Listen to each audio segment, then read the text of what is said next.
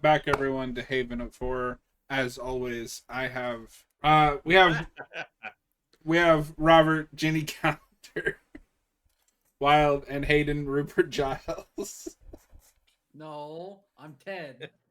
Oh, I would want to be Ted. Oh, No, I'm not Ted. All right. So I took a lot of notes, so a lot of different things that we can cover. But of course, we're here to talk about Buffy season 2, what I'm dubbing part 1. So Robert, first thing I have to ask you, are you glad that we pushed for a 13th episode, or would 12 you've been like, that was fine? yeah, I don't know. Like, I get why we cut off here, just because there is a cliffhanger. And please tell me that you didn't get it spoiled what happens next.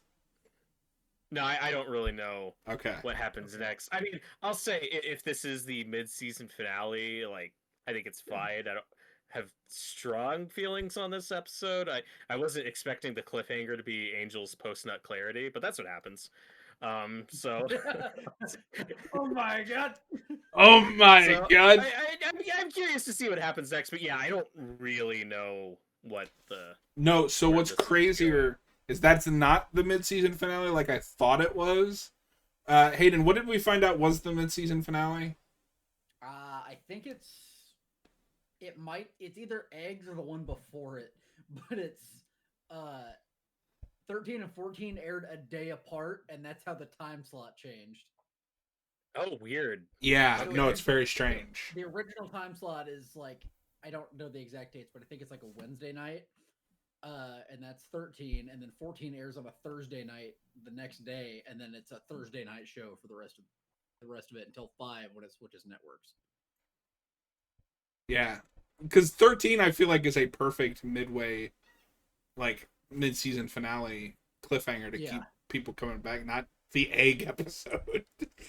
That and that's probably the worst episode of maybe the show so far. I think the Mantis episode in season 1 is worse. I love the Mantis episode. All right, so we're getting ahead of ourselves. Like I said, Robert, we're here to mostly hear you talk about Buffy. So I want to ask, was this an improvement on season 1, the first half, or more of the same for you? No, I'd say it's an improvement in terms of consistency. Definitely better quality than season 1.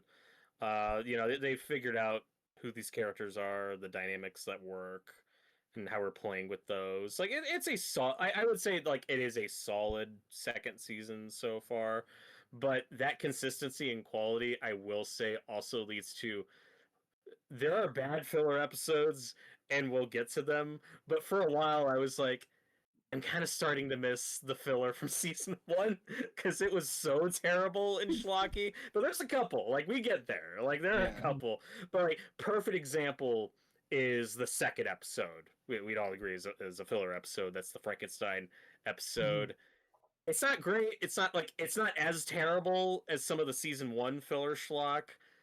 But that was kind of almost a problem for me, where I'm like, like there are a few episodes like that where I was just kind of not. This is great or this is terrible, just whatever. There are a few of those for me in here. I don't know if that's a hot take or not. It's been a while since I've watched this season like front to back, because I have kind of perfected a watch order where I skip episodes that I don't like the Frankenstein one. But I found myself really appreciating what they do for the overall story, even though they're not great. Like there's a lot of episodes that I don't particularly like, but I'm like, oh, these are kind of important for Angel and Buffy's relationship, which is, I think, the backbone of this first half. They really double down on that in this season of like, no, these two people love each other. Yeah, but they also keep emphasizing how old she is, and that's gonna be like a plot point with her birthday. That was taking me out of it a little, where I'm like, stop drawing attention to this age gap. It's making me uncomfortable. The first time I watched Buffy, I was like 15, so I didn't think about it. Now as a mid-20s adult, I'm like, it's weird. In a post-Twilight world, I appreciate that this is doing a vampire and teenager love story, while also acknowledging that that's not good. I don't know that it does really. Like, I think it is a little like. He knows that it's not a good thing, but he can't help himself. Sure. Yeah, I'll say, based on what I vaguely know about the show, I'm going to take a wild guess that this relationship doesn't last forever. Yeah. So I can give it the benefit of the doubt for that. But to where Hayden's coming from, it is like, I do feel like if you were to make the show now, they probably wouldn't want the audience to find him as likable. And I think that's where Hayden's coming at it, because I know like this is a fan favorite character and he's going to get his own show. And so it's kind of having your cake and eating it too, where it's like, yeah, we know this relationship is wrong and bad, but we still want you to like this guy. So I'd say I'm mixed on that more than I'm like angry about it. I'm just saying it's like, yeah, a few times. That's all. It also helps when you're doing stories like this when the whole cast is in their 20s, so like it's not that icky. That always helps with these things. We always talk about this with Smallville, how like the second those characters get out of high school, the show decides they're in their 20s, mid 20s now. I'm predicting that's probably going to happen here, because season 1, I felt like this could just be my faulty memory. I felt like in season 1 we were more vague, like how old they were supposed to be and what grade they were in. And season 2, it's like, oh, they're not even seniors yet. Okay, so I guess we're still gonna be in high school for a while. No, it's season 1 sophomore year, season 2 junior year. Because in the finale, when she has that breakdown, she goes, "I'm 16 years old. I don't want to die." Okay. And we build on that because in 13 she goes on turning 17. Yeah. So they're consistent with that. I won't spoil, but like season 3 is like graduation. That's a whole like. Sure. And you can tell me this. This is just a wild guess from my experience with Smallville, but I assume when these characters get out of high school, like they're just gonna be adults, and we're not gonna. Nope. Not really. Oh. Nope. No, they do college. Okay, so here's something that's funny. They do college up until season 5, like Smallville, but where Smallville kind of just forgets about it, Buffy deals with not being able to go to college anymore.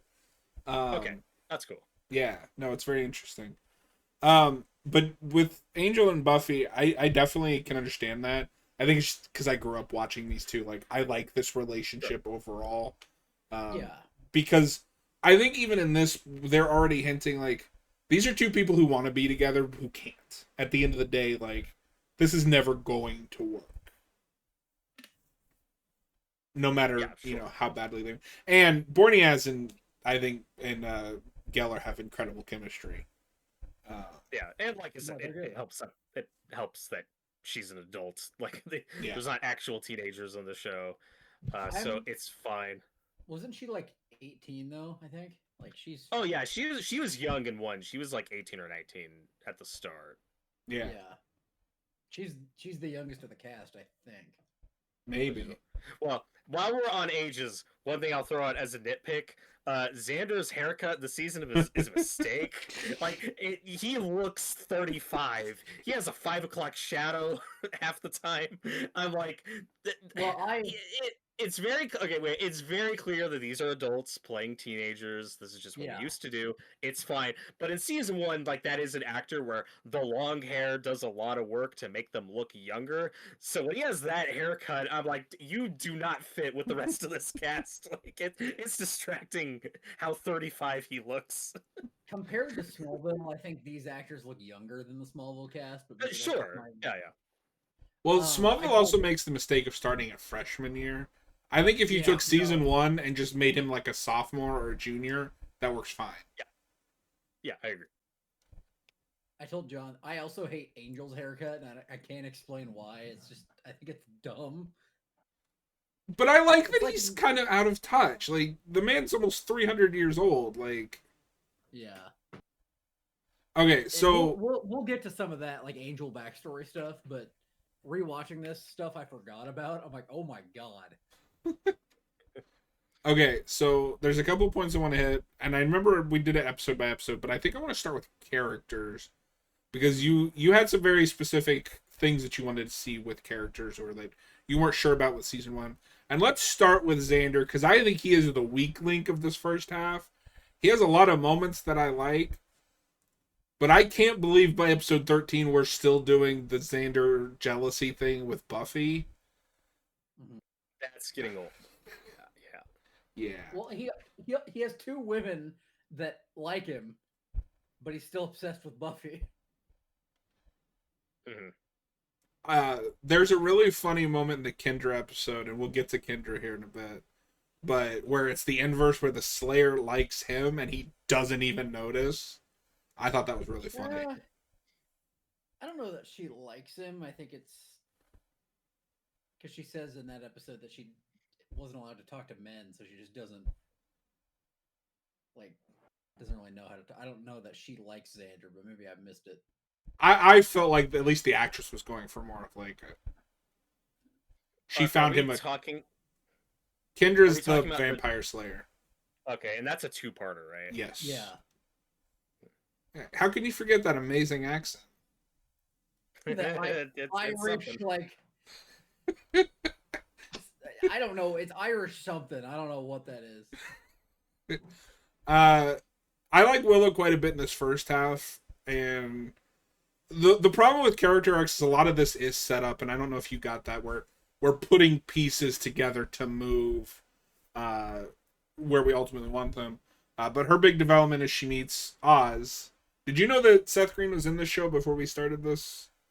I think you had told me, and it's funny. He appears like so infrequently in this first half that you always forget about him, and then he'll show up like 4 episodes later, and you're like, all right. No, so this show does that a lot. I was having that with a lot of characters that will show up. Like, the Mummy episode has a character show up at the end where I'm like, that's where we first meet this character? What?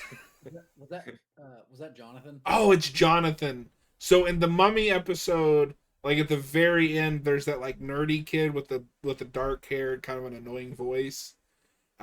He's a reoccurring character that becomes important later, but I'm like, this is his first episode? Really? I had to too, because I forgot he was here. Yeah. For whatever reason, I thought he has an episode in 3 that's kind of big, and John and I actually joke about that episode a lot. I thought that was his first appearance, but he's in this. Teddy, he's our friend, except I hate him, Xander. That was really funny, where he's like, yeah, Angel's our friend, but I mean, I kind of hate him, but... So, Teddy, we are reviewing episodes 1 through 13. Please don't say anything for after 13, because Robert doesn't know, and we want to get that semi-blind reaction where he's telling us about it. But yeah, I like Oz quite a bit. You're right, he is just kind of set up here. I like the like nonchalant reaction to vampires existing. Like, yeah, that actually explains a lot. No, I love Oz. Oz is one of my favorites. He's like he just doesn't give a shit about anything. Can we talk about, while we're on that, how easy it is to kill vampires in this universe? Because in that scene, she kills a vampire with a drumstick, which is both awesome and like, how the fuck does that work? Like, to be fair, they establish in the first episode she has super strength. Okay. Yeah, like that's a big thing I have with this whole universe is the Slayer's powers aren't super defined, but she does have super strength. I just don't know how much. I'll say one thing that's both a pro and con of this season. So season 1 feels like very split down the middle, where there are the vampire episodes and then there are the filler episodes with other threats, right? So there were a surprising number of episodes to me in season 1 that didn't feature vampires at all, aside from like maybe Angel showing up, but that doesn't count. But this season, it's like there's a lot of filler episodes where you'll still have like a vampire thrown in for a scene or two, because there's a lot more vampires this season, which I think is both a pro and a con, because it does kind of take away their threat a little bit with how easily they're dispatched most of the time. But it also feels like, hey, the show is called Buffy the Vampire Slayer. You should probably put more vampires in your vampire show. So fair enough. when I initially watched Buffy, I think I had a little bit of that where I'm like, there are more demons in this show, I think, than vampires. It does kind of work on that TV show scale though, where you kind of have to keep increasing the threats, and so Yeah. the Mhm. original threats just become minor inconveniences. Because like in the first episode, she's struggling with that like really big vampire. If season 2 Buffy fought him, I think she wouldn't have a problem. And Sure. because you do have to show your protagonist getting stronger and stronger. I also it's just kind of funny that vampires casually live in this city like Very strange. it's either vampires or everyone in the city's a cult member or Robert, did you like the best vampire of all time, which are the cowboys and the Ace Hayden episode? Hayden's Right, ancestors. it's both a filler weird episode, and also you have these two weird vampire guys running around as a secondary threat. But also with Angel, David Borneas, he's a series regular now. So now he's in most of the episodes, Yeah. which I think mostly works, but then there are those filler episodes where he shows up and it's weird. It's like, why are you here for this? I think he's in every episode of the season, if I'm not wrong. Okay. I feel like there was one he didn't show up in, but you might be right. Trying to think, yeah. So I'm gonna rewind a little bit to episode 3, where we get our villain introduction with Spike, who you may know Yes. from Smallville. Did you know anything about Spike, or just that this actor was in the show? Vaguely, I knew he was in these. I knew he was a fan favorite. And what I was saying earlier about the vampires kind of losing their menace, that's not a problem with Spike. Spike's great. Yeah, He for me more than like the Buffy Angel romance. I think for me like Spike's the highlight of the season so far. Well, and He's a great addition. Spike regularly tops like lists of favorite Buffy characters. Like, no, he's great. everyone- That doesn't He's shock not me. my favorite, but he's up there. I will He's tell you this great. because I don't consider this a spoiler. He will stick around, and he's usually great. No, he's Eh, there. Yeah, no spoilers, but there is a one Spike moment that everyone hates. oh, Um, okay. but Interesting. other than that, Spike is great. Well, he's also doing a funny accent, and I felt like Yeah. watching it like this is James Marsters' Constantine audition. Well, what's If he ever got to interesting play John Constantine. is he's talked about that accent is based on Anthony Head, who plays Giles' real accent. Oh, okay. Oh, okay. That's funny. Yeah, That's cool. at least that's what I saw in an interview. Yeah, because Anthony Head has more like a Cockney accent than his like posh accent Okay. that he uses for Giles, as far as I understand. But no, I like Spike a lot, especially in this season as the villain. I like that his first introduction is running over the Sunnydale sign, and he escalates things in a way by bringing it to the school, and we get our first gang-related PCP cover-up story. Okay. I wanted to ask for clarification on that. So when the principal covers that up, you could tell me this unless you think this is a spoiler because I could have just missed something. Is the idea that the principal is just an idiot, or does the principal know about vampires? No, he and does is not. covered- No, okay, he- okay. That just wasn't. No, Hayden, he does know. He does. Yes, we revealed that in season 3. I forgot about that. Yeah. Okay. Okay, yeah. Well, the thing is, Snyder's such a dick that I don't. Well, no, because that's part of why he's so hard on Buffy is he knows who she is and what she's doing, and he's working to cover that up and make her life more difficult. Oh, I forgot about that. I love Snyder though. Like, man, why are you a principal? You hate children. I was gonna bring up.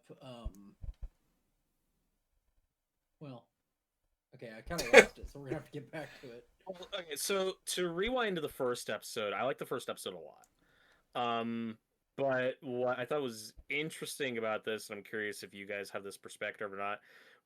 Last time we talked about the season 1 finale being kind of anticlimactic and weird that it wasn't even a two-parter. This retroactively feels like a part 2 to that, like that clearly probably wasn't the plan. But there's definitely some reorganizing, kind of rethinking some directions this season. That definitely happens with Spike, which we'll get to later. But with episode 1, I'm curious if you guys felt that, like, episode 1 to me felt like a do-over from the season 1 finale of, oh, let's just kind of do that again but better. Like, season 1 ends killing the master and it's kind of anticlimactic, so then the first episode here is, oh well, now they're trying to bring him back and we got to stop them from doing that. And just everything about, like, the drama and the stakes and how that was handled, I thought was just handled better here. And if Much this better. were like the part 2 to that one, I think that would have ended that season stronger. Also, this first episode did a thing I was kind of mixed on, where Buffy is acting weird, she's pushing people away, she wants to go it alone. We do that arc. So on the one hand, it's not that fun to watch, but on the other hand, I'm glad we got through it quickly. But that also to me felt like it would have been a better season 1 wrap up. With season 1's story, like, you get to the end and she's like then pushing her friends away and has to learn to trust them. And I'm curious if you guys share any of these thoughts or not, because that's how I felt watching. I think some of that is the growing pains of only getting a 12 episode season in the first season. I could definitely see that. I think part of what helps with it is a lot of that like has been building because she's been gone all summer, and like her dad, a rare mention from her dad, or appearance from her dad mentions, that she's been acting odd. So it's really let those feelings manifest. And what I like about her acting the way she is it humanizes what she went through, but also what makes her snap out of it is that it literally puts her friends in danger. I feel like a lot of the times when we do that, just somebody lectures the protagonist and the protagonist goes, you know what? You're right. But in this one, and this is one of my favorite Xander moments, when she comes back to the library after realizing it's a trap, and he's like, if you had just worked with us for like 5 minutes, Willow wouldn't be, I think it's Willow that gets kidnapped or is hurt. And he looks at her and says, if she dies, I'll kill you. Mm-hmm. Yeah, he's not having it. So yeah, that episode I think is solid. Episode 2 is filler. Sorry, real quick, Robert. I don't want to move past the first episode yet, because I do have one complaint. What the fuck are we doing with Xander and Willow, like licking ice cream off their nose? Oh yeah. Like what? Yeah, I didn't care for that. You firmly established he doesn't see her that way, but now we're. Yeah. And I also don't care for Buffy like leading Xander on a little bit in that episode. But I like that, because what I like about that is that's part of her acting out. She wants everyone to hate her because she hates herself. Mm-hmm. And we don't just brush it under the rug. Like, that comes up a couple other times in the first half of that season. Mm-hmm. Yeah, she's also making Angel jealous, and Xander feels kind of used. But then it's like, when you keep doing the Xander pining after Buffy stuff, it's like, okay, dude. Yeah. Stop. No, I just... I like Xander, but he's got some growing pains. Yeah, and not to skip to, I just want to say where I was going with that was episode 1 to me felt like just kind of a do-over of season 1's finale and just wrapping up the master storyline in a more satisfying way. Episode 3 to me felt like, okay, this is the real season 2 premiere, because that's where you get the introduction of Spike, and like that felt like a real shift to me. But just an observation. That's just how I felt. But episode 2, I was really with it for the first half, and then literally Frankenstein's monster shows up and it kind of goes off a cliff, and I was like, oh. Yeah.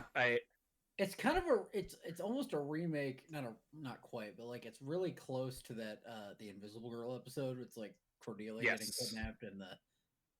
Well, okay, Cordelia gets kidnapped a lot this season. Yeah. In season 1, I talk about Xander being kind of the show's damsel in distress, and we got him out of that. So now we're just giving that to Cordelia this season. Yes. Is it this episode? Oh, sorry, go on. I love Cordelia. Not so much for any specific moment. Well, I think she's a lot funnier this first half, where like there's a specific Cordelia line I love in this season, which you sent me earlier. Yeah. the She talks about, Yeah, I think it's in yeah. Ted, where she's like, well, can't Buffy just have like a free license to kill? And Willow's like, yeah, in a fascist nation. Oh, why don't we live in one of those? That's peak. No, she's a lot more fun to watch this season. I like her kind of being part of the group, but not really. All that's handled well. I do like her this season, but I think it's episode 2. This drove me crazy, where so the bad guys are going after her, right? And they like put the bag around her head in the school and are trying to capture her, and then Buffy saves her. And the guy runs away, and Cordelia's like, "Oh, it's fine. I gotta go. I'm late for cheer. I'm late for the game." And I was like, "Oh, that was a funny subversion. Like she was this close to getting kidnapped, but then Buffy saves her, and she goes off about her day. And then like 2 minutes later, she just gets kidnapped at the game." And then the climax is or kidnapped, and I was like, "Oh." Like, What I love about Cordelia too is that she never really stuff never really gets to her. Like she doesn't it yeah, doesn't change her. Like we joke about how Lana in Smallville is kind of a crazy person because she's been kidnapped and stalked like 100 times. Cordelia, nope, she's just Cordelia. Like nothing is gonna change that. But no, what I like about this first half is we kind of start to see the person Cordelia could become, if she just had like the right influences. And they're not like close to the same character, but Cordelia is the better Lana. Like, Correct. yeah, like Cordelia. well, Well, every Buffy character is better than Lana, even like one episode characters. yeah. All I really have to say on episode 2 is I was really with it for the first half with the mystery of it, like all these dead body parts they're finding, and the bad guy is like assembling this perfect girl. And I was really with it when we were doing like a Frankenhooker or a Pieces type of I was gonna say this is premise. like a remake Yeah, of Pieces. yes, it's that for the first half, and then the second, literally Frankenstein's monster shows up, and it's we're just doing Bride of Frankenstein. It becomes way less interesting because Yeah. then it's just Bride of Frankenstein, and I'm like, oh, My okay. my I like this favorite better when it's Pieces. my favorite thing about that episode is just how absurd the like absurdly neglectful the mom is. Like she doesn't seem to know time passes. She's just like sitting in her chair smoking a cigarette, watching I think the same game on repeat, and I'm Yeah. like, okay. That's what trauma does to you. Well, You know what? because this is. I forget. Is there actually a supernatural element, or is this a purely sci-fi episode? I don't remember. That's I think it's sci-fi. sci-fi. Because there's a robot episode later we'll get to. Yeah. So, uh, I don't know why I thought of this watching that episode. Was reminded of the mom from Ace Ventura. You know what I'm talking about? The It's been I don't so mom. long remember. since I've seen that movie. Yeah, the mom of the bad guy in Ace Ventura that's like obsessed with football. That's really funny. That's what the first thing I thought of. I'm like, my brain is fucked every time I watch anything. Teddy says he loves Cordelia, but his pet peeve is sometimes, especially early on, I don't know if they want her to be smart but blunt or just dumb, vapid. So my read has always been uh I don't entirely agree. My read has always been that she is smart when she cares. She comes off as like vapid because she doesn't care about like schoolwork or any of that. She is interested in herself. She's more self-centered than anything. Yeah. And when it comes to something that she wants, like I think it is in that Ted episode where we see that she's like a good detective when it comes down to it. Like she tracks down leads, which is subtle foreshadowing for her future. But no, I don't think she's dumb or vapid or anything. I think she's smart in the things that she wants to be smart in. Tyler, season 2 better than season 1? I would say on a whole, this is Yeah. better. Oh yeah. The first half. What do you think, Robert? Yeah, it's definitely more consistent. But yes, tell us Um, tell us more about episode 3 and when we meet Spike. Spike's Spike. great. He's an instant standout. I kind of wish we had dragged this out longer because his scene with Angel is so good when they're both kind of trying to play each other, seeing like Yeah. that whole charade there, and it's like, oh, I wish we got more of that before. One of my favorite things about this season is the kind of like parallel between Spike and Drusilla and Angel and Buffy.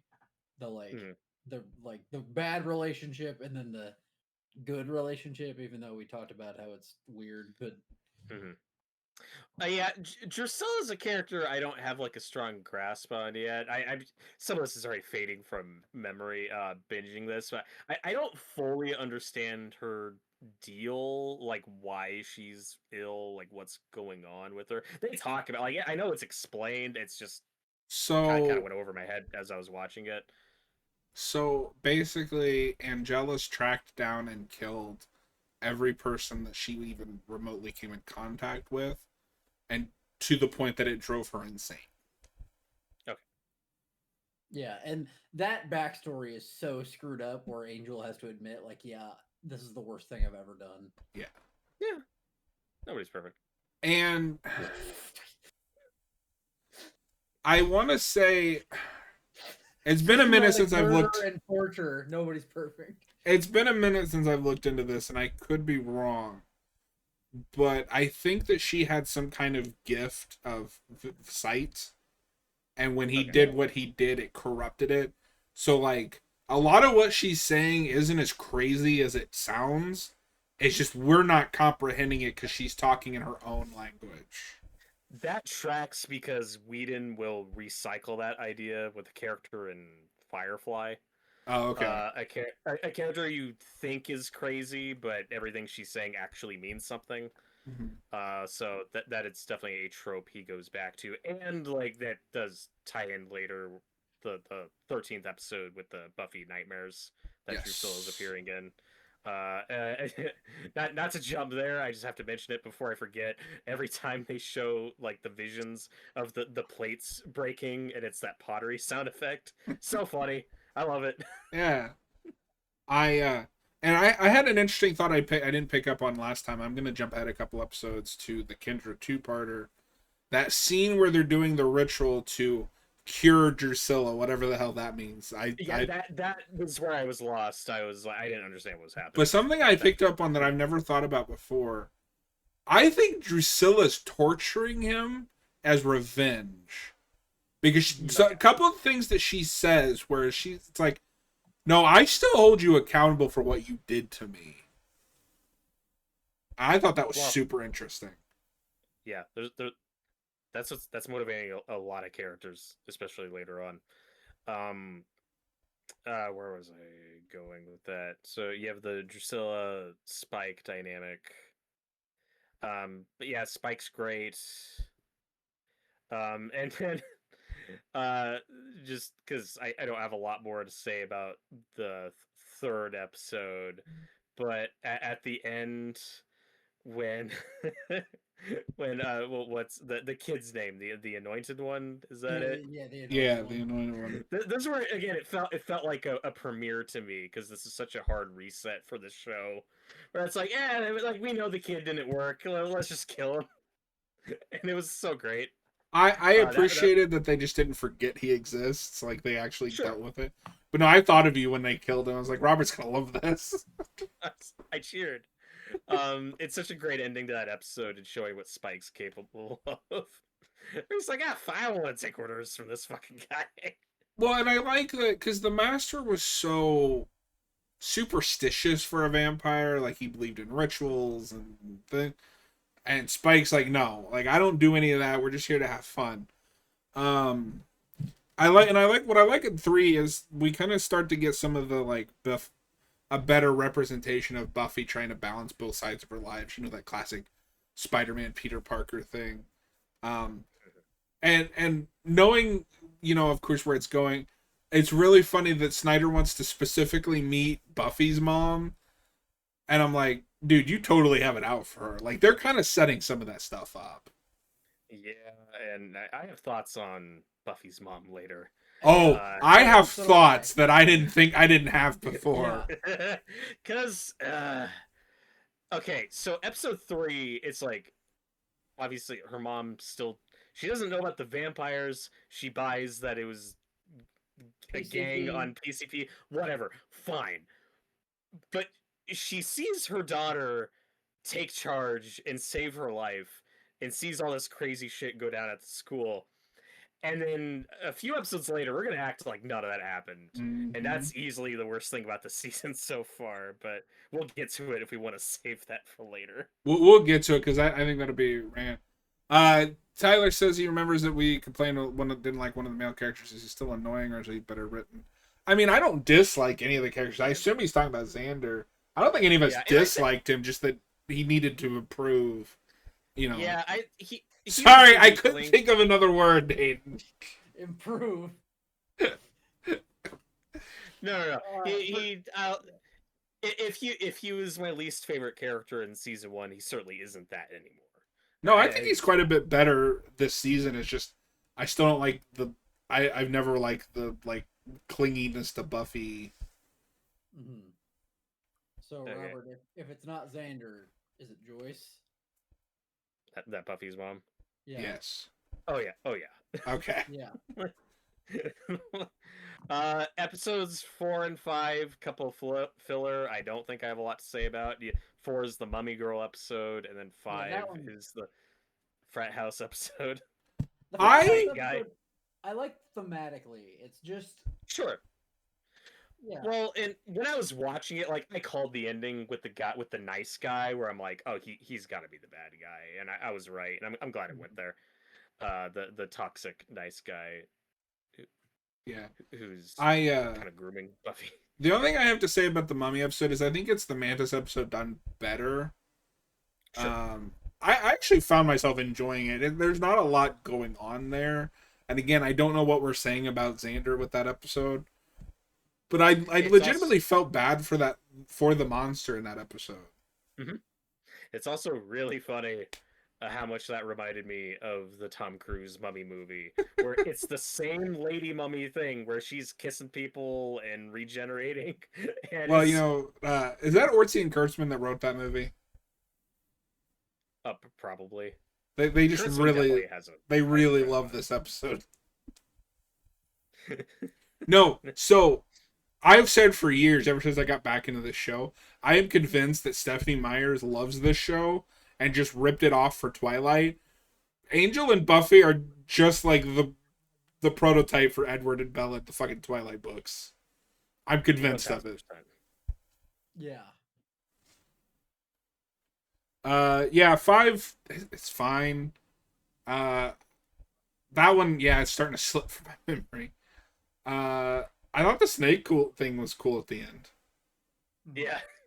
I just love that everyone in this town is a cult or a vampire. Oh, okay. That's what I have to say on 5 is, well, I'll give it credit. It's Black Christmas 2019 done better. Yeah. It's the same frat house cult plot. But I didn't even think of that. This one's better. Oh, okay.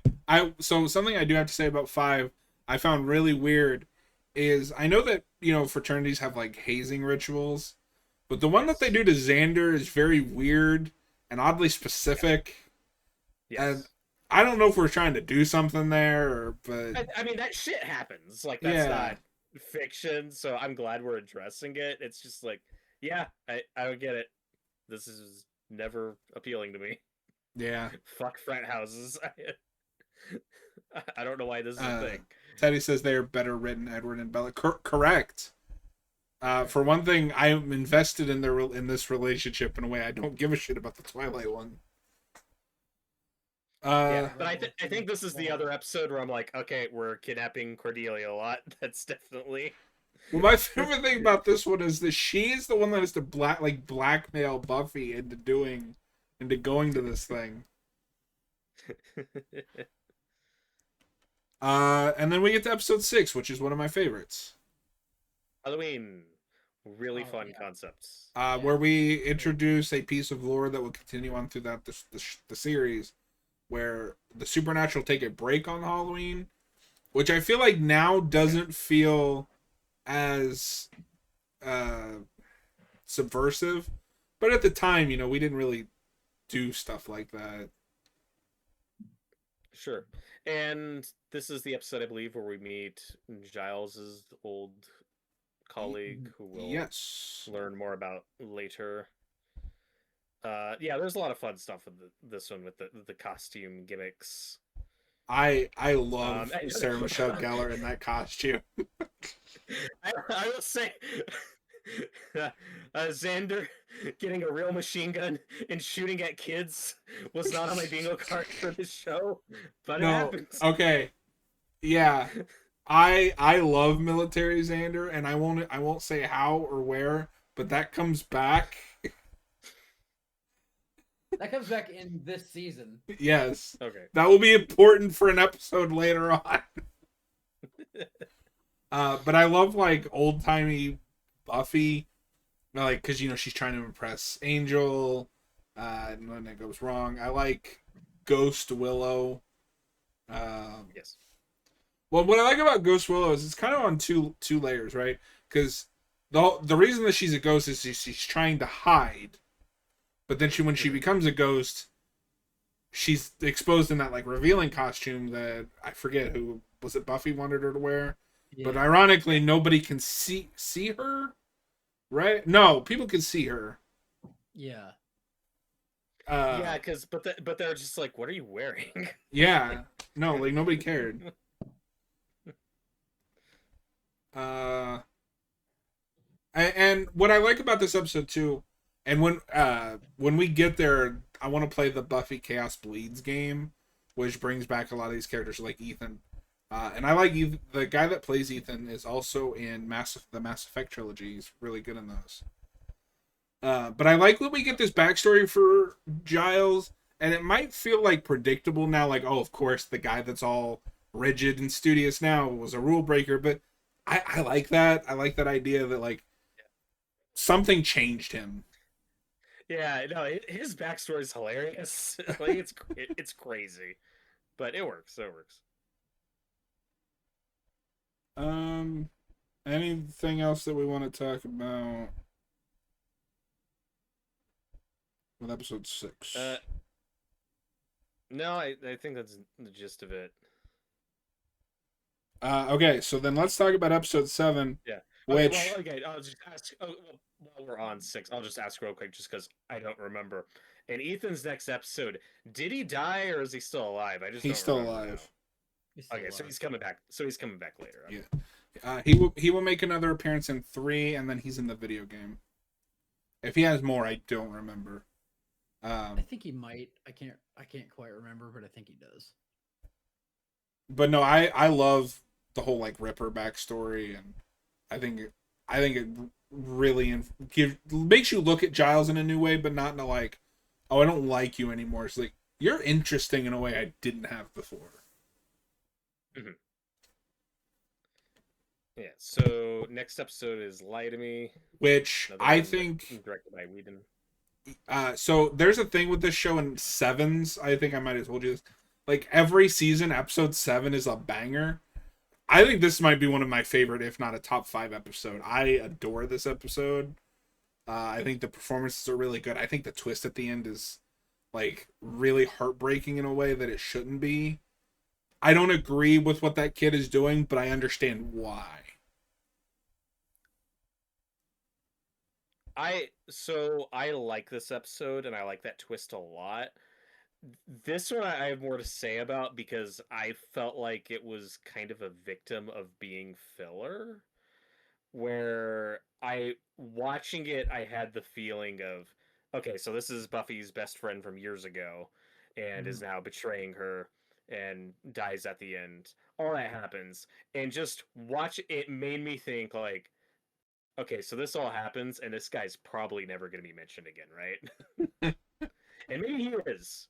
But I'm guessing he isn't because it feels like a one and done. And while I think this is a good episode and might be better on a rewatch, I did have this feeling of, oh, I felt like you could have done a whole arc with this character and not just as a one and done. But that's just my first impressions of it. I will say this character doesn't get mentioned again, but thematically, this is important for the entire season. Okay. With just her really having to deal with the world isn't black and white. The good guys aren't always the good guys. The bad guys aren't always Yeah, the that's a great bad scene. guys. That will be permeated throughout the rest of the season. So it's filler in that like the characters never mentioned, but thematically, it's I think the most important episode in this first half. But yeah, and I love that scene. I love any scene where Giles and Buffy get to kind of build on that father and daughter relationship that they're building. Yeah, I one scene I was mixed on with the villain of this episode, her old friend, when he's talking to Spike, and is like, "No, do the thing, say the thing." That bit goes on a while, and I'm like, "Okay, dude, that was shut up, very fine." 90s. But yeah. I related to Spike because he was like, "I don't even like you right now. I can't imagine having to deal with you for an eternity." Yeah, it's that tricky thing of I'm not saying it's a problem because characters should be allowed to be young and stupid, but as an audience member, you're like, yeah, dude, this is not gonna go in your favor. Like this. So how do you feel about the ending that Spike actually holds his end of the bargain? Because he does come out of the grave as a vampire. Like he did turn him, and then Buffy kills him immediately. I was like, oh, okay. That is also like that or not. That is also very important for later. Okay. That we are establishing that Spike keeps his word no matter what. Okay, that's interesting. Because I was with Spike where I'm like, fucking kill this guy. Like, he's an idiot. This episode also has one of my favorite visual gags where Angel's like ranting about these like wannabe vampires. You know, they don't know how vampires look or how they dress, and then that guy comes down the stairs dressed exactly like Angel. That's a good gag. I love that bit. Yeah, the whole like the setting is very interesting. Like these young people who are getting indoctrinated, but like they think vampires are cool, and it's a very obvious allegory to like drugs and gangs and wanting to belong to something and thinking like, oh no, like they're the good guys, like they know what's best for me. It's like, no, they don't. And everyone's telling them like, no, that's. And I think we're pretty consistent about this, but this is an episode that reinforces that idea that as far as the lore goes in this universe, it's like, no, you die and you are a different thing as a vampire. Like that is not you anymore. So this is an episode that like really reinforces that idea. There's like, no, you're not just yourself. Yeah. There's a line later where Angel is like, the vampire gets your body, but it doesn't get your soul, or the demon gets your body, but it doesn't get your soul. Now, we're gonna talk about this constantly because that is something we're always exploring with this show is like the demon versus the human. I think they muddy that a little bit in the last couple of seasons, but that's a long ways off. One thing I will bring up though as a question is one thing I'm unclear on is how much in this universe do vampires kill people and drink blood just because they want to, or do they actually need to survive? That is weirdly not clear to me. They need to because Angel has resorted to drinking animal blood to survive. Okay. I had just forgotten that, so that has come up. We just don't show that at all. It's Darla has a line about it in episode 7 of season 1 because he's got all those blood bags in his fridge. There's also a really funny episode later on where a vampire becomes alive again and like can't stop stuffing his face with food because vampires don't taste food.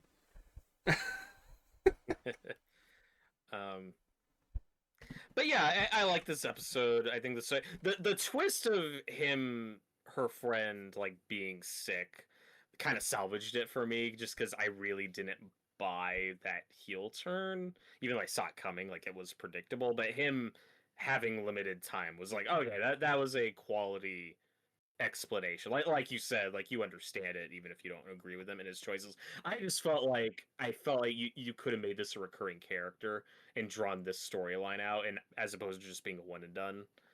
I don't But necessarily it's a good episode. disagree because I mean I would have I think preferred that to like the egg episode or Sure. Yeah. no, we'll get there. But no, I think without that twist of he's dying, that's why he wants to become a vampire. This just becomes like a real generic like, yeah, it's another episode. But you Yeah, introduce that to it's like challenge Buffy's morals, which I think that's the first time in the show that has really been tested. We've kind of yeah. stuck to black and white, good and evil. Well, it's very much a halfway filler, halfway plot episode because like Spike gets a lot of the plot centric episodes, but occasionally he'll pop up in a filler episode as well. So this is kind of a 50-50 split. One scene I thought was kind of a cop out is when everybody does come in and Buffy's able to save everybody. I was watching it thinking like, you could have killed all these kids. I think that would have been more impactful. I Um, don't disagree, but I do wonder if that was like a cable thing. yeah, exactly. Because there are a lot of biting scenes and killing scenes where you see like basically no blood, and Yes. it's a little distracting sometimes, but I can forgive that. Yeah. No, just censors in the '90s were weird too. Like Mm. there's a gay character later on that was not allowed to be shown kissing, but there is a scene that is might as well just be them having sex that somehow went completely over their heads. I don't Yeah. get it. The 2000s were a bit, and I'm curious how much this is going to affect the later seasons of the show, but especially Angel, because the early 2000s are like a real shift in what we're allowed to show on TV when like shows like CSI are coming out that are way more graphic than stuff you could do in the 90s. So I'm curious how much that affects like Angel when we Mhm. get there. But yeah, like, overall good episode, the quality episode, and like that final conversation with her and Giles, and him saying like there are good guys and bad guys, and the good guys always win. Like that's a great final scene. Yeah, no, that's a top 5 episode. And my favorite scene though is that uh, these people don't deserve to die speech from Buffy. Sarah Michelle Gellar is so good, and I think she's even better Yeah. in this season than she was in season 1. Mm-hmm. Hayden, any thoughts? Hadan, thoughts? Speak. No. No, she's great in this. She's definitely. I mean, I think she's good in one, but Geller has definitely improved, and she continues to get better. I think it kind of plateaus at a certain point, like probably 5 and 6. Well, but I mean, at a certain point, it's the character's not changing as strong as much anymore. Like she's settled Yeah. on who the character is, which I think is fine for that point in the show. But I do agree. I think she's better at the coming of age stuff. No, for sure. The next episode, I believe, is the Giles episode, where we Yes. get into his Yeah, backstory. But real quick, yeah. Teddy says I predict you will like this episode better when the season is done. So Robert, if you can maybe write it down or something, I want to come back to a discussion about this episode when we finish the season, or maybe Sure. I'll just mention how it ties into stuff later on that you haven't seen yet. Totally fair. But yeah, no, next episode is probably the best pure filler episode. I don't even know that I'd call it filler. The Giles episode, Yeah. because it's a pretty important backstory for one of the main 4 characters. Mm-hmm. Yeah. And I find this episode kind of horrifying. Like this is a horror episode Yeah. through and through. But yeah, basically Robert, what did you think about episode 8?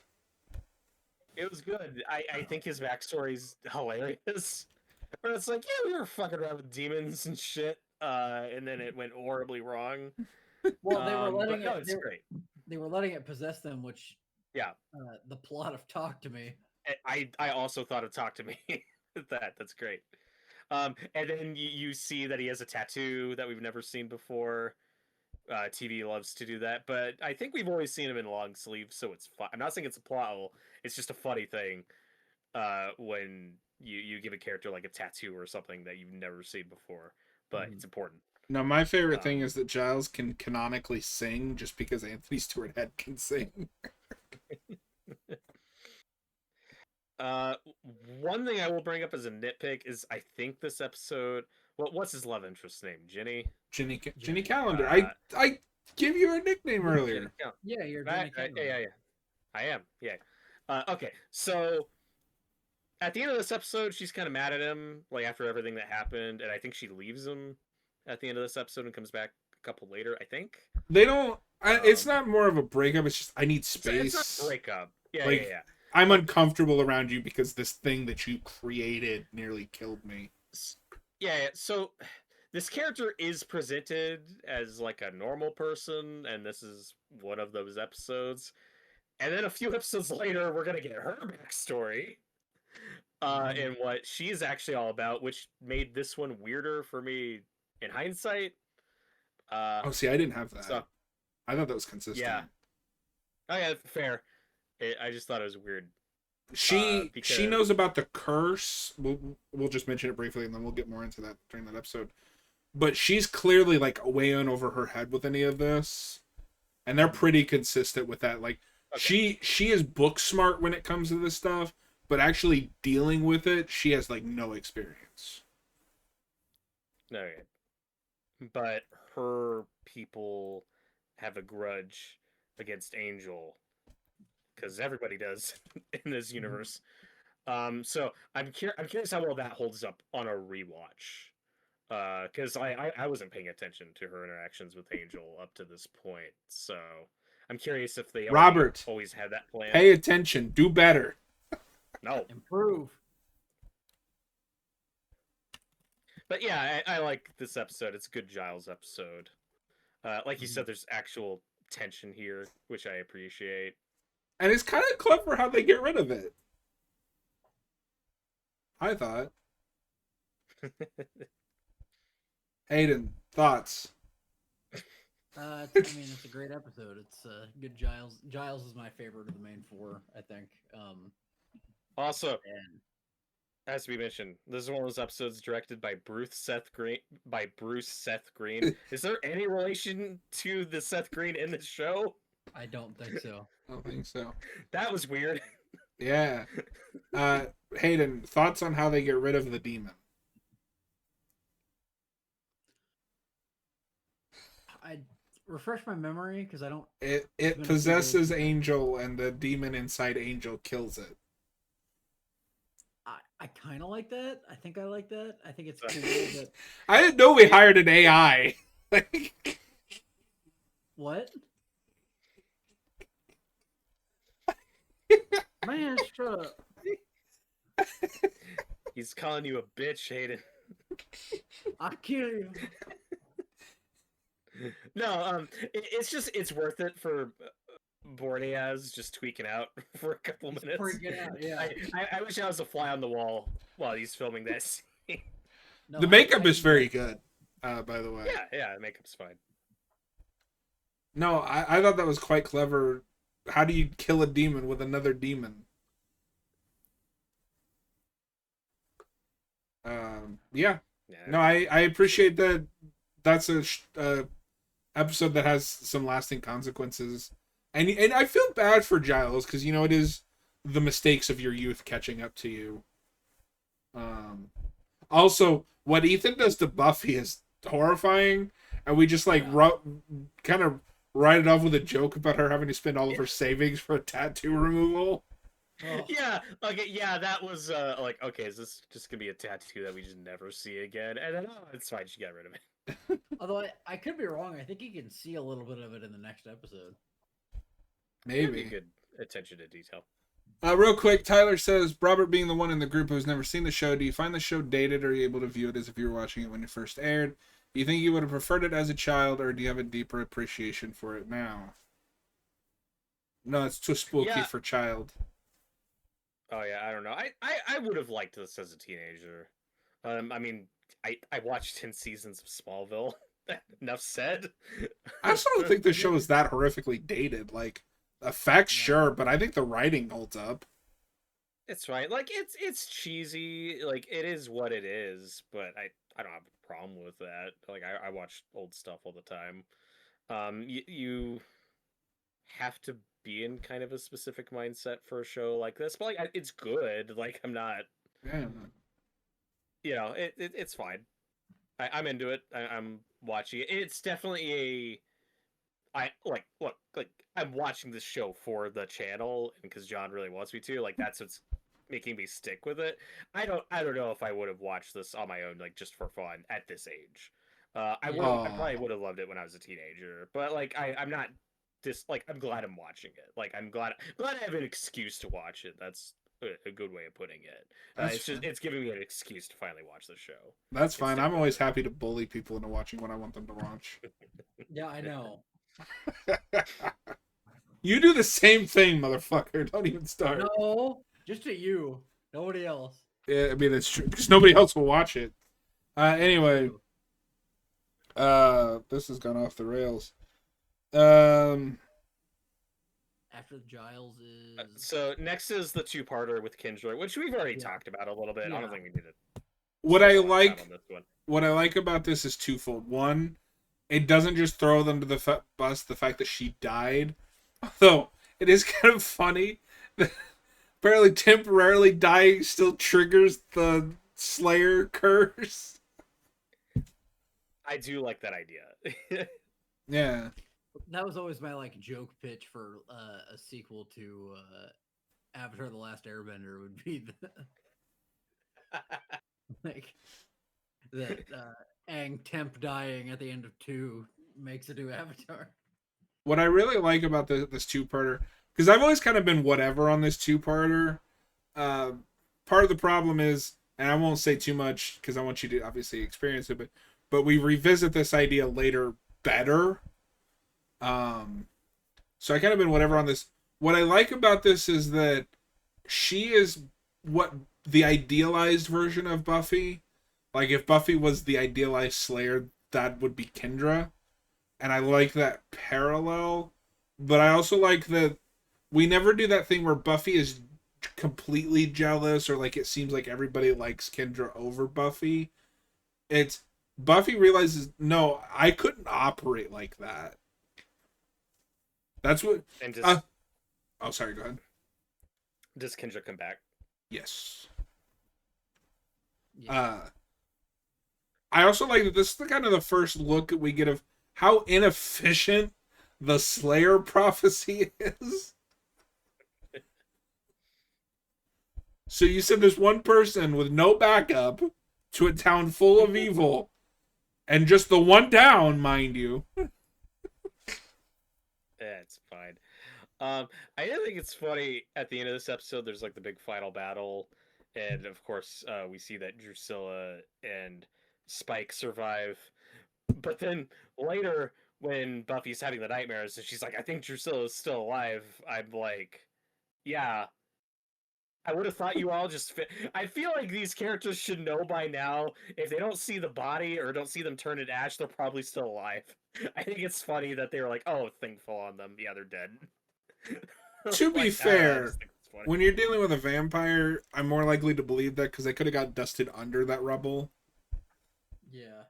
Sure. Also, okay, now that we're not consistent with. No. Like, sometimes when you're dusted, you just evaporate like old video game graphics. Yeah. Where you just go away for, and sometimes there's like actual physical dust left that is talked about and is a plot point a couple of times. So that we are not consistent with. Nope. How did you feel about Kendra? Oh, she's fun. Like that twist is great. They do the pointing meme where it's like, no, I'm the vampire slayer. There's a channel that I watch sometimes called Passion of the Nerd. I think I've mentioned them a couple times, but they do a rewind-esque video on Buffy episode by episode, and it's really interesting stuff. When you're done, you should go back, definitely listen to them. But when he gets to this episode, he takes that clip of her saying "chick fight" in her accent and just like loops it as a joke. So now that when I get to that scene, I can't help but laugh. Yeah, I will say I don't think we're that consistent with her, like socially, where they have to explain what friends are to her. Yeah. I'm like, okay, that's kind of dumb. Well, but I mean, that's the idea, right? She was raised as the perfect Slayer. Yes, but I feel like you would still understand social, like how other people are I don't socially. think she And was that's confused at the concept of. Sorry, not to get stuck on this. I want to talk this out. I don't think she was confused at the concept of friends. It was that Buffy has friends and is a vampire slayer. Mm-hmm. Okay. Maybe, I don't know. But no, I really grew to appreciate Kendra as a character this time around. Whereas I've kind of just been indifferent to her before. Sure. Also, we're told that Spike's killed what, like 2 Slayers before. Yes. Like, Yeah. it is funny. Go ahead. Well, it's just funny to think that, like, theoretically, Buffy is the first Slayer to, like, have a team and have friends, and it's like, yeah, maybe some of those previous Slayers should have thought of that. Yeah. Maybe that's why they kept dying, because they were doing it alone. So something that I find interesting is that this show kind of explores, I think in ways explores the pros and cons of both.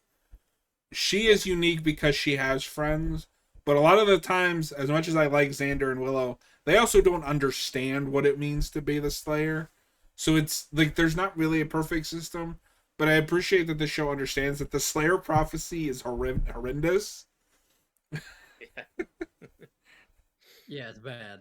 But I'm glad you mentioned Spike because something I forgot to mention when we got to episode 3 is like everyone in town is like confused by who Spike is, which I don't feel is consistent because later on we're gonna treat him like he's the second worst vampire in history, right under Angel or Angelus when he was evil. Well, we kind of have that even in his first episode where they like he used to torture people with railroad spikes, and they Yeah. like we get some of that. But yet nobody knows who he is. I don't know. It's very strange. And I get that it's just because we have to find a way to get exposition to explain who he is. It's weird. Look, the vampire population of this show is getting out of control. I don't know how. I love. There's still a secret. I don't think we've gotten there yet. We haven't gotten there yet because that's the egg episode, I think. But that episode where Buffy and her mom are at the mall and there's just a vampire at the mall in the middle of the daytime. How did you get here? What? But before we talk about that episode, we have to talk about Ted. Well, before we do that, though, the best episode of the whole show. Before we do that, though, did you have anything else to say about the Kindred 2-parter? No, I really liked that moment with Buffy and Angel at the skating rink where they fight off the vampires, and then he's cut, and like he's really self-conscious about her seeing him with his vampire face. I pretty much. No, what really carries that relationship, I think, is just those two have really good on-screen chemistry, and I would love to see them work together in another project.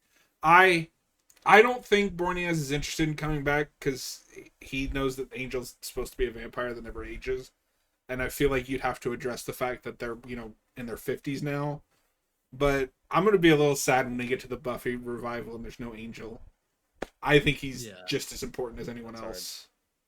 I don't want that revival to happen, but it's happening. I'll watch it. I'll hate myself while I'm watching it. Yeah. I don't think it'll have an episode like Ted. I'll tell you that. Hopefully it does. Robert doesn't. John, is that reboot making the comics non-canon? Yes, because the oh, you mean like the season comics? I don't know. I don't know because we haven't gotten enough from it. We just know that Chloe Zhao is attached. Okay, because those season comics are canon. I feel like they won't be. I feel like there's no way they can be. Well, it's also I can't say anything because we haven't gotten there yet. Yeah, we'll come back to it. Is Ted's not right after that, is it? Yeah, it's Kendra, Ted, Eggs. Okay. The- I enjoyed Ted a lot more on this watch than I have in the past. Ted's the best episode of the whole show. It's fantastic. What This did you guy think was about so- Ted? This guy was so lonely. He built a fucking robot. He built Buffy versus sexism robot is the best plot. Well, what's weird, Robert, and again, I don't think this is going to be a massive spoiler, but we're going to do this again. Like, there's going to be another character that builds robots Yeah, there are multiple like robots in the that have nothing to do Buffyverse. with the other robots. Yeah, that's what makes this episode so weird to me is we bring this idea back, but we never mention Ted. Okay, before the robot reveal, what this episode actually is the stepfather. Yes. Yeah. It's the same set With, teenage John Ritter. girl. And it's I like the central story here of Buffy's mom's dating a guy, but then when she's not around, he's actually an asshole and is treating Buffy very poorly. There's a lot of gaslighting in this episode. And all that stuff I like. This is also the first episode where I'm like, oh, do I hate Buffy's mom? Yeah, Because this is like a this is the duology first one. of just like Buffy's mom is a bitch. She fucking sucks. No, I like this, and I like that we don't weaken Buffy to make this plot work. Because I feel like in a lot of other shows we'd have to find some reason for her not to be her. Although the most unhinged thing in this entire episode is the dinner scene, where Ted's like, "How do you feel about that, Buffy?" And she just replies with, "I feel like I want to kill myself, Ted." And their fight is fantastic when she just starts beating the shit out of him. It's fantastic in how clumsy it is. So she hits him, and then he stumbles from one blow all the way down the hallway. Did you see the robot reveal coming, Robert? No. So No, it's I did funny because I don't know if it's just because I knew it was coming. There's a lot of really obvious foreshadowing in this episode. Sure. Joyce says, "Well, there should be one of you in every kitchen." His coworkers call him the Machine.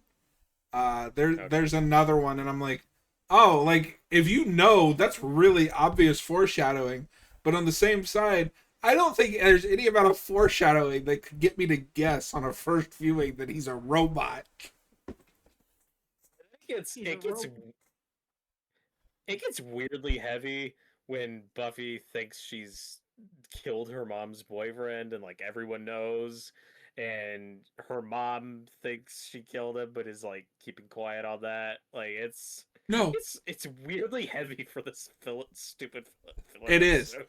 The most insane thing in this episode, though, is that after the fight, when we were just at the conclusion, Buffy's mom doesn't know he was a robot.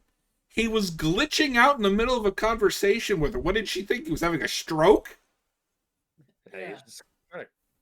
He's freaking out. Yeah, and then she doesn't know he's like been dismantled or whatever. The makeup on John Ritter's quite good, though. yeah, it is. Yeah. I just love that fun fact. John Ritter was in an episode of Buffy, and he played a crazy robot. A sexism robot where he doesn't respect women, and then he tries to... Well, and Hayden, I don't know if you caught it, because I caught it on this watch through. Because I've always complained that they never really explain where the robot came from, but they do. So apparently the idea is that he was a businessman whose wife left him, and he was dying. So he built... This is fucked, and it's like a throwaway line. He built a robot version of himself, who then kidnapped his ex-wife, and then when she died, the robot went out looking for a replacement. And all of this is in a throwaway line of dialogue that is completely missable. But what Not dissimilar to the plot of The Stepfather. He's just trying to find the perfect family, you know? Yeah. No, and John Ritter's really good. Like, when he flips that switch, it's actually really creepy. Yeah. Yeah. even as when I first watched the show as a teenager, I did like this episode. Yeah. I watched, I do like this episode. No, it's a 'cause he's good one. in it. It's a good one. I don't know if you needed the robot twist. Like, No, it's insane. I love it. You could have come up with something else. This might be like a crackhead opinion. This is like in my top 5 Buffy fillers. that is whack. I mean, Just like Teddy just says the step fillers. robot. Oh no, it's Ted. He's in the chat. speaking of top 5 filler episodes, the next one is Bad Eggs, which is amazing. Oh my I god. No. I actually quite enjoyed this one. Robert, I told Hayden this. This is the Buffy version of the Mighty Morphin Power Rangers movie. Sure, I mean it's obvious. It's very Invasion of the Body Snatchers mixed with Alien, but instead of face huggers, they're egg spiders. Bonus for creativity. I did. And it's also Lovecraftian at the end with like the big creature under the floor. It's so weird. I did kind of have it takes too long to get to that stuff. Like the first half of this episode feels really drawn out. But no, okay, think about it. This thing uses creatures or ooze to take control of people to dig for this treasure. And then there's a Lovecraftian being at the end, or a morphological being, depending. Morphological being. Yeah. This is just the Buffy version of the 95 Power Rangers movie. I mean, the Buffy cast really should be a team of Power Rangers, if you think about it. Oh, speaking of the Buffy cast, I think it's the Kendra episode. I forgot to mention this. I think is where we get our maybe first official them calling themselves the Scooby Gang, because Xander calls them the Scooby Gang in that episode. That he does. I thought that came up in season 1 somewhere. Yeah, I thought it did too. I don't think it did, but I could be wrong. But I know for sure he calls him that. Yeah. Oh. We haven't talked about. Maybe that hasn't happened yet. We'll swing back around. I think this episode's okay. Like, it's kind of cheesy and it's like fun. It's very schlocky. Yeah. But I was with it. It's a gas leak. It's fine. Oh, okay.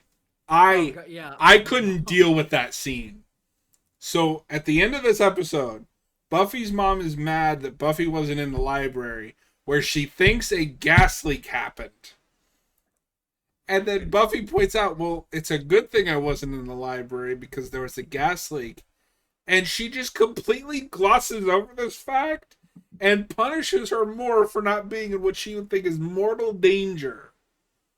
No, because in the Ted episode, I was like, do I dislike Buffy's mom? And then in this episode, I'm like, oh, she's a fucking bitch. Good lord. Oh god, she's bad. Like she's horrible. And this is where a lot of these shows always struggle with serialized versus episodic.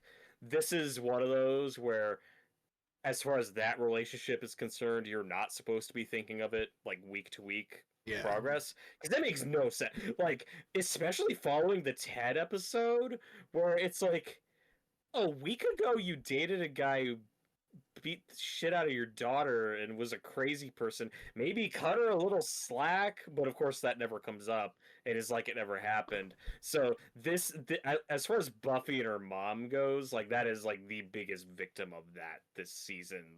There is no progress with that relationship whatsoever, which makes episode 3 that much weirder, where her mom sees her save her life and take action and stay cool in this weird situation, and stands up for her against Snyder. And stands up for her. And then fast forward to this episode, and she tells Buffy to her face, like, do you care about anything else other than boys in pretty dresses? Like, she says that to her daughter. I'm like, fuck you. She's so awful. Hey Jareth, how's it going? Yeah, no. I like Joyce, but mostly for stuff that's later. I couldn't deal with her in this episode. Especially because what is she upset about in the first place? You're always late. You're lazy. Yeah, I don't know. She's on. Again, the actress is fine. It's nothing against the No, I actress. love the It's just actress. what she has to give. Also, she has the most overacting scene of this entire first half when Giles puts that like thing on her back as she And then there's convenient amnesia, because of course there's convenient amnesia, Yeah, of course. which then the gas leak thing. No, that was a great twist though with Giles, where he's acting like normal Giles, and then oh my god, he's also infected. Like Yeah. that's a great bit. Well, and I also really like that bit where you know Willow's infected, but you don't know about Cordelia, and everything seems normal, and then they start talking weird. It's great. Yeah, no, the invasion of the body snatcher stuff is real fun. It's just such a weird I take. also love I don't. Xander. So this whole thing starts with, I assume, home ec. I never had to do this in school, but they have to babysit an egg as like a parent thing. Xander just hard boils his, which is psychopath behavior number one. No, That's great. Awesome. Yeah, I know this is a thing. It's a popular TV trope. There's an episode of Batman Beyond with an egg baby. It's like a robot egg baby he has to take care of. So I've Was definitely it just seen like a this thing trope. in the 90s? It must have been real popular in the 90s. Because I think Smallville does that too. I think they do. Probably. Which I don't know. I don't know. And Yeah, that's Xander's reaction that when he episode is huge a lot. Xander's reaction when he cracks open the egg to see that purple thing is beautiful. That's great. I also got a little bit of the faculty, which I mean, I guess, kind of all comes back to the same thing, but And I Which I still need to see. oh, it is the scream of Invasion of the Body Snatchers, if that makes sense. Teddy says that his sister did it at her school, but with an actual doll. I've seen both. Like sometimes it's a doll. I think I saw one. It was like a bag of flour. Oh, it's Kim Possible does that episode this trope, and I think it's flour there. That's a great show. Yeah. Anything else to talk about with episode 12? We've been going for an hour and a half. It's fine. It's not as good as the Ted episode. It's not. Yeah, Ted's the best episode It's of all good time. fun. But you know what? It was entertaining. When we do our end of series ranking of every episode, Ted will be my number one. I mean, that's just fraudulent. No, it's number one. And then finally, episode 13. So I asked this back at the beginning of the show, but I wanted to ask again, just since we've talked a little bit more about it. Are you glad that this is where we stopped and we added that extra episode? Yeah. Because if you'd stopped on the egg episode, you might have killed us. Oh my god. No, this one had a good cliffhanger, had a good premise. Okay, I'll say I don't know if the next episode is gonna fix this, but for all that buildup, the judge kind of sucks, so that was really funny when he drops the TV on him.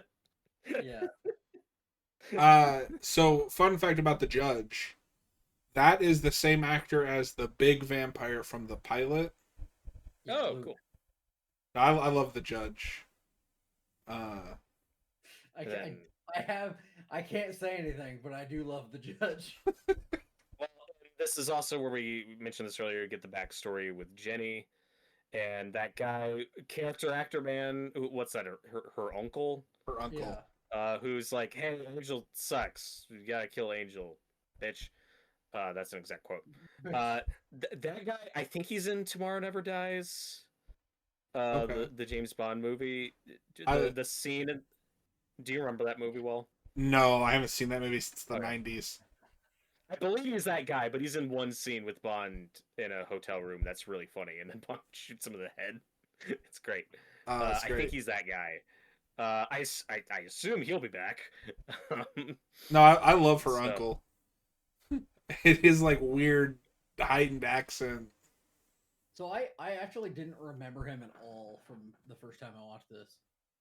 How? He has a weird hat. He's I don't know. important. Yeah, I know. I realized that when I was watching it. I'm like, But no, I really like that they took a character that is kind of just there in Jenny Calendar and like made her important to the whole back gypsy clan that cursed him. And I love that they're like, no, he must always suffer.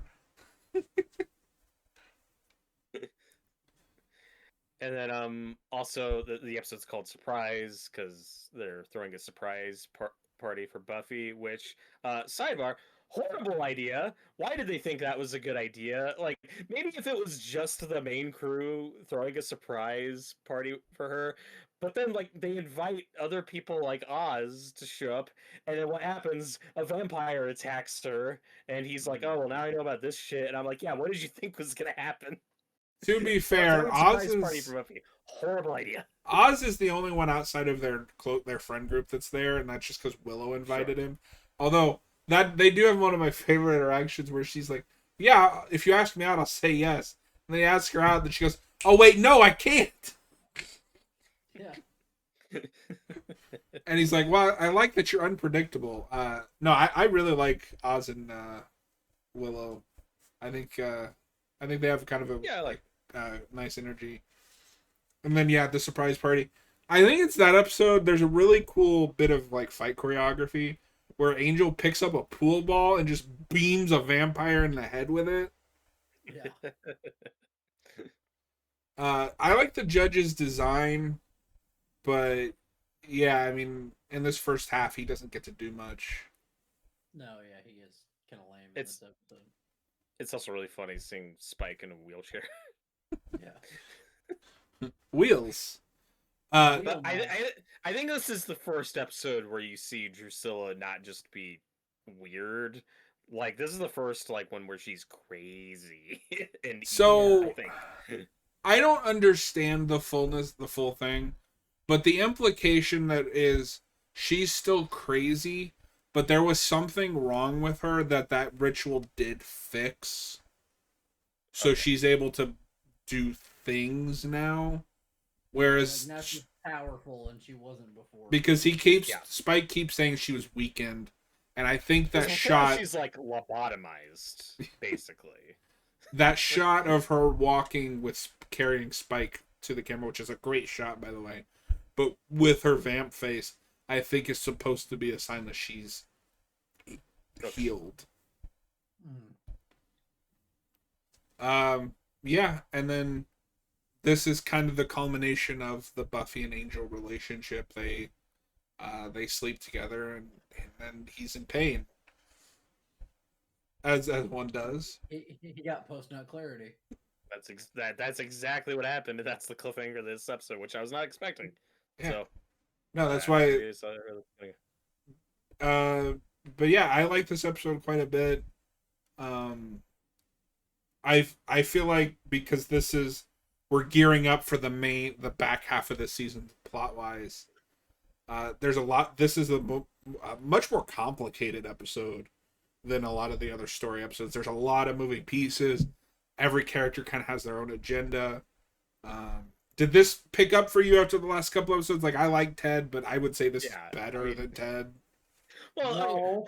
the last two episodes I at least thought were hilarious, and I had more to say about them than some previous episodes. But this was like a good plot heavy episode where you could tell it's like, all right, this is like an important one.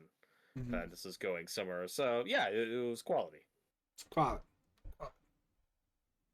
Quality.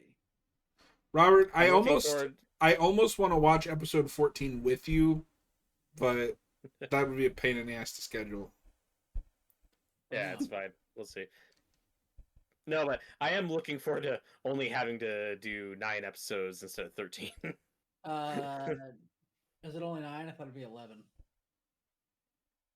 Well, I mean, for the rest of the season, because I think it's.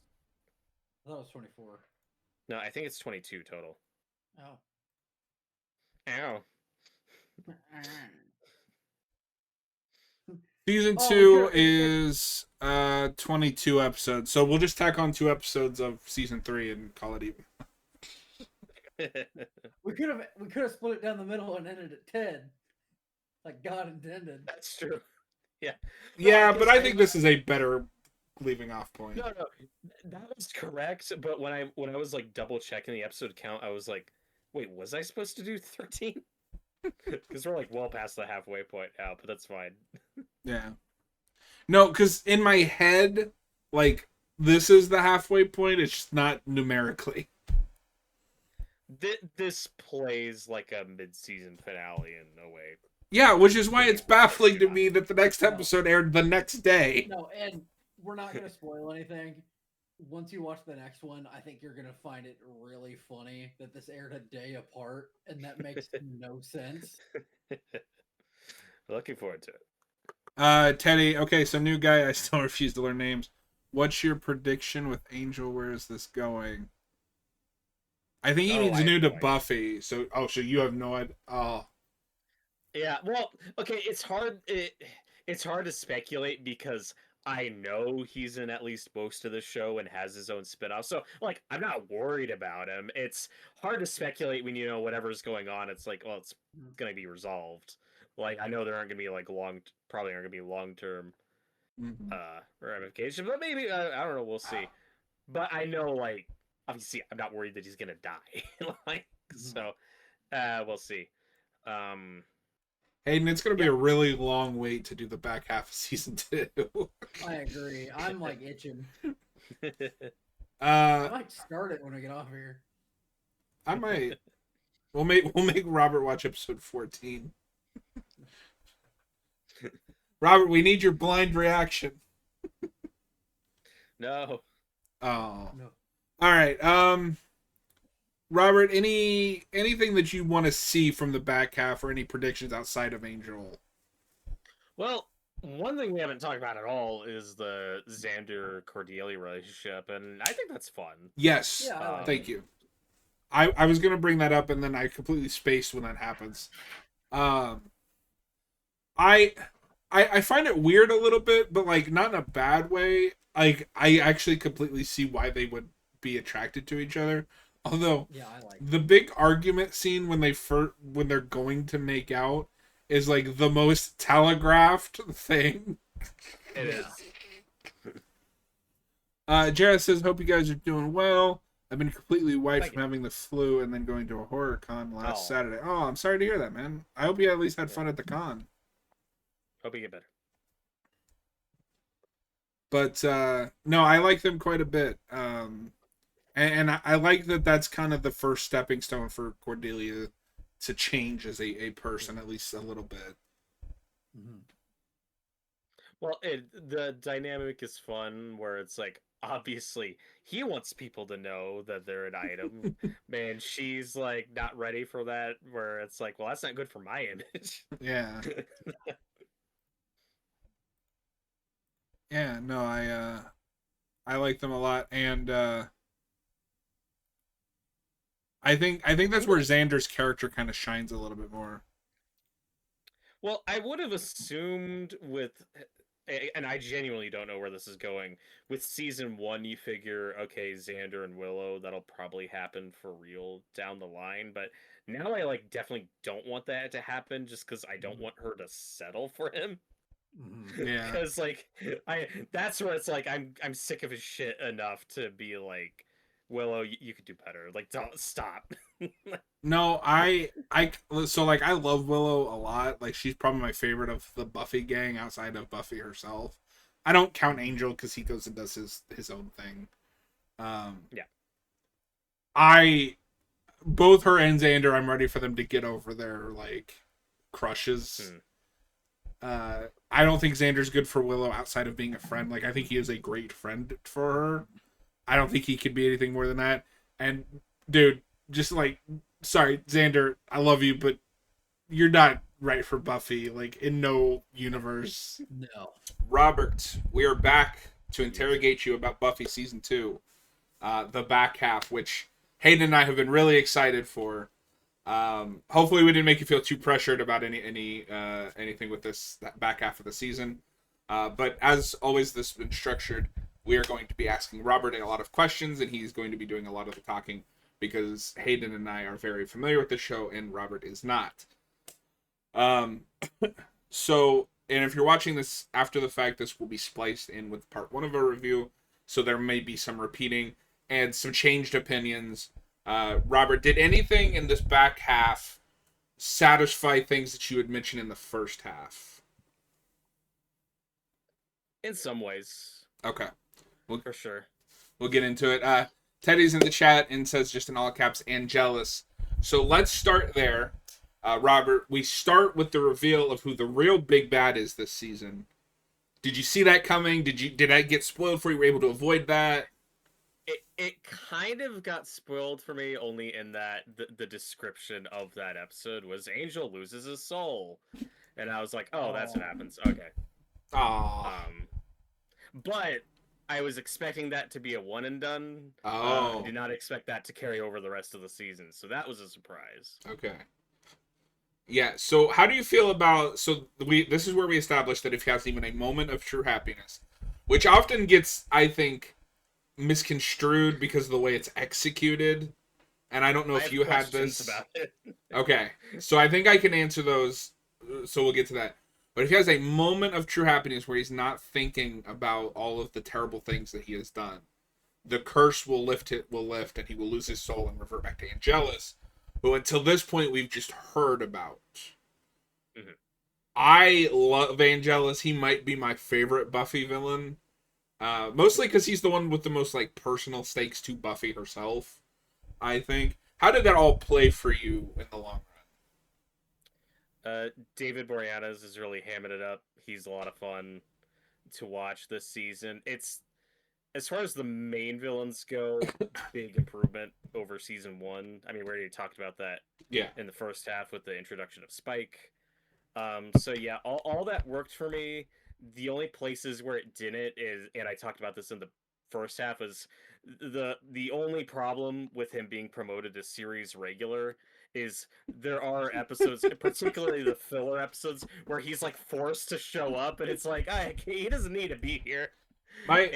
My favorite example of that, I noticed that while watching this back half, is the Fish Boy episode, where he just pops up for no reason. But I kind of appreciate.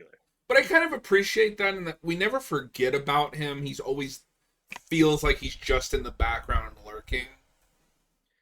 Yeah, that's fine. I think where I found it a little more repetitive is when we're dealing with Spike and he's in the wheelchair, or is he? Dun dun dun. A lot of those scenes get real repetitive. Where I'm like, okay, we're. I get it. Yeah. Yeah. We did it. We get it. So this is one of my favorite season finales, and we're gonna do this just like we have done the last two. It's just this is gonna kind of be all over the place. We'll bring up what we want to talk about and discuss. As someone that was invested in more in their relationship, I find the ending of this really painful, and but well done. And I think this is some of Sarah Michelle Gellar's best acting. Did that all play for you? Did you feel bad for Angel in that moment, or? I felt bad for him due to the bad special effect. Oh. No. I'll say, if you were just to ask me, like, what do I think, like, is just the best thing about this season, like, singularly, it's Sarah Michelle Gellar. Mm-hmm. In this back half in particular, she's really fantastic. She really gets to shine here. We're really in the everything sucks for Peter Parker era of her story, where she is so depressed in this back half. Robert, sorry, Hayden, I'm going to make this point real quick and then we'll come to you. I had this while watching this time. I don't know if you thought about this. Smallville just ripped this off because Smallville season 2 ends the same way. It's not exactly the same, but it is similar. The motivation is different, but like she might as well say like Buffy Summers is dead, only the Slayer lives as she leaves. And yeah, that definitely reminded me of Smallville of now she's going. But as for like the conclusion of their relationship in this story, the special effects aside, very satisfying, and all that stuff really works, and their performances really work. It is a shame knowing that he gets a spin-off show and will come back, so that obviously would have hit me differently back in the day, because if you thought he wasn't coming back, then this would be a much bigger deal. But I'm still curious to see I think how it they just bring works him back because and how it Buffy plays out. doesn't know that, and she's making a choice that nobody should have to make. Hayden, sorry, Robert, real quick. I promised Hayden we'd swing back around. Hayden, what were you gonna say? I was just gonna say that I hope you like depressed Buffy because it keeps going. Yay. Well, it's the Spider-Man thing. Yeah. Sorry, Robert, what were you gonna say? Oh, there's a lot of stuff we could table. Do you want to circle back and just go episode by episode? I want to circle back, but now this is like burning in the back of my head. I have one problem with the finale, and I want your take on it. My problem with the finale is Xander. Yes. I was talking to you about that He's earlier. learned nothing. He sucked. He specifically at the end. I think it's either the begin. No, it's definitely at the end of part 2. Like right when she's going into that like mansion thing that they're holed up in. Yeah. Willow sends him there to tell Buffy to keep Angel busy because she's going to be working on the spell to restore his soul. What does he do? Not that. No, it tells him to kick Angel's ass. And okay, so I'm not going to I have to talk about something. I don't know if this is a spoiler, so I apologize. We never addressed that, which is why it bugs me. Yeah, because I was like, oh shit, he didn't tell her. I'm curious how we're gonna deal with that, but oh well. Yeah, no, it comes up in like a line of dialogue in season 7, and everybody just goes, eh. It drives me insane. Yeah, because I'm fine with it, like, as a darker choice for that character if you deal with it. Yeah. But you're saying that they don't, so that's unfortunate. No, because I find him really intolerable when it comes to Angel, especially because I know that he doesn't have good pure motives. It's just jealousy. How did you feel about Xander in this back half? I mean, overall, I'd say I liked him more in the back half. I definitely found him less annoying. I do like the pairing with him and Cordelia. I mean, there's some goofy nonsense with him we get, but I enjoyed it. Yeah. All right, so we'll swing back around. Episode 14 picks up right where 13 left off. So when you watched 13 and Angel stumbles out in the rain, is in pain, where did you think that was going? And how did you feel about where it went in that episode? Oh yeah, I had no idea. Yeah, I figured it probably had something to do with his curse or something. But that was a fun reveal. Again, I'll have questions about the mechanics of the curse. Well, go ahead and ask, because maybe I can answer it. Okay, so well, my first question is just okay. So the Romani put a curse on him that okay, you'll have your soul back and you'll have to live with all the horrible things you've done. And then if you ever find happiness, you will then lose your soul and go back to the evil vampire you used to be. But it's like, well, that sucks for everyone else whenever that happens. Yeah, why would they do that? Like, see, but to be fair, they establish even in part 1 of season 2 that these people are not doing this to be good or anything, and it's just to make Angel suffer. They don't care what happens to anyone else. The uncle even says, like, we are not instruments of justice. We are instruments of vengeance. That's fair. It's just, I'm just thinking long term where it's like. So I will meet you in the middle. What bugs me is they sent Jenny to spy on them to make sure that didn't happen, but didn't tell her the conditions under which it would happen. Okay, yeah. Yeah. No, because when he comes back and she's like, well, you didn't tell me what would happen, how it would happen, or what would happen. You just sent me here to spy on them. And I'm like, what? Also, like, slightly weird that there's a whole society built on making sure Angel has a bad time. What do you mean? Like, it feels like that's their. Maybe it's just like this small group, but it's Oh, Hayden, it's the Also, descendants of the people that cursed him. yeah. that was also hundreds of years ago. Get over it. Like, move on. No, it says Buffy, more like lame. Oh. Oh. Well, that's what I'm saying, Hayden. It's not that it's a society. It's just this family that's keeping an eye on him because they're the ones that cursed him. Mm. But you don't. Okay, you're not supposed to think about it too long, but you think one of them at some point would be like, "Can we just kill him?" and then just not worry about it. But Vampires to aren't be that fair, hard to kill in this universe. to be fair, Exactly, that's part of Robert, it. sorry to fight you on this, but they address all of this. They don't want him dead. They Why want not? him to suffer. Okay, I get that, but it's been a while. They're petty. Like, I don't know. Yeah. It's all in that dialogue. Like, I'm not saying it's not explained. It's just it's the fact that it's the descendants of the people that did this to him and what he did. It's like no, what I will. So what I'll meet you in the middle again on what I find nitpicky here is. So this whole thing relishes on Jenny, recreating the curse. Wouldn't you try to do it without that stipulation and just like return his soul permanently? yeah, that again.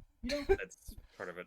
I have one thing with Angel that is kind of not a complaint, because we get that flashback in the finale where he meets Whistler, and so Angel just for 100 years wandered, didn't figure out how to like not be starving. He just had to. He's only been okay for about a year because someone taught him how. Like, because that Well, flashback is 96. so it's not that he was like didn't know how to fend for himself. He could have easily stolen blood or anything. He didn't want to. It's part of the guilt. He wanted to die, but he wasn't strong enough to do it. So he's surviving on rats.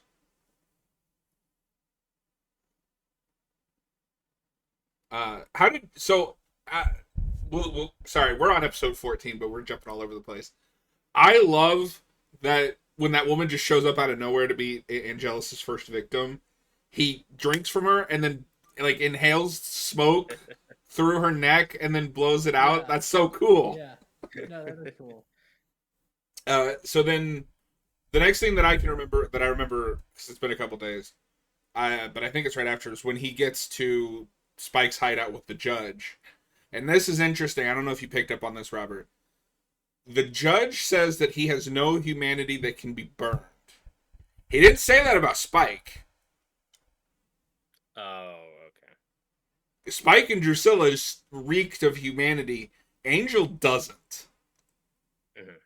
I think that's interesting.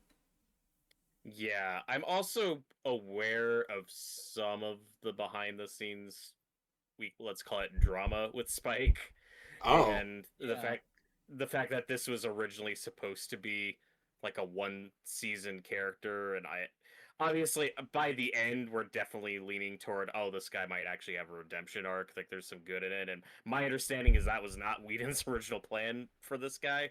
that actually explains a lot. Because you're right. I don't know spoilers.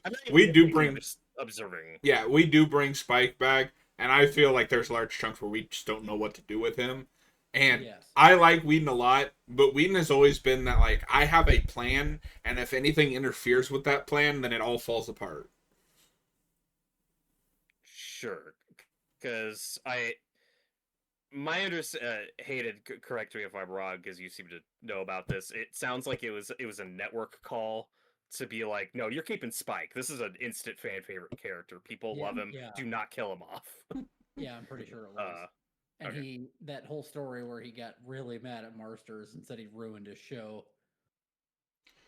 Oof. Yeah, because there is definitely, and again, I don't know how well it's like earned or organic, but there is kind of a shift in how he's written from the first half to the back half. Like the way he's playing it, and again, it works fine for the most part. I do like the Buffy Spike team up stuff that we get. So I want to I want to As someone address. who, Oh, sorry. Go ahead. Hayden. so as someone who's seen this whole show, it was kind of nostalgic for me to go back to like earlier Spike, and then by the end of season 2, I'm like, oh yeah, this is just the Spike for the rest of it. Like, Okay, there's a little bit of a that difference. tracks. Yeah. So, to go back with you mentioned the Spike and Buffy team up, I wanted to mention because you asked me in part 1 if I believed that Spike would keep his promise to turn that kid. That is set up for him keeping his promise to Buffy to leave Sunnydale with Drusilla. It shows you that he is a man of his word. That is consistent, yeah. Yes. So I like that we get a little foreshadowing that this is a guy of his word, even if he has screwed up morality. Yeah, but back to that earlier episode, I really like the way Boreanaz is playing it, where he doesn't show his cards right away. At first, he's just an asshole to Buffy. Yeah. Well, and I like that. I like that as a metaphor for a woman sleeps with a guy, and then it's like he got what he wanted, and just kind of discards her. That scene is hard to watch just because of Sarah Michelle Gellar's reactions. Yeah.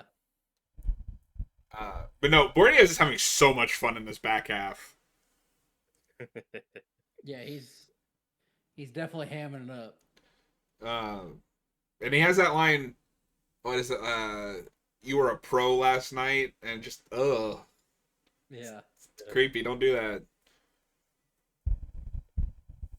Yeah, you mentioned earlier his first victim when he's evil again, and the gag with the smoke is funny, but also it's another scene where, of course, there's absolutely no fake blood on screen whatsoever.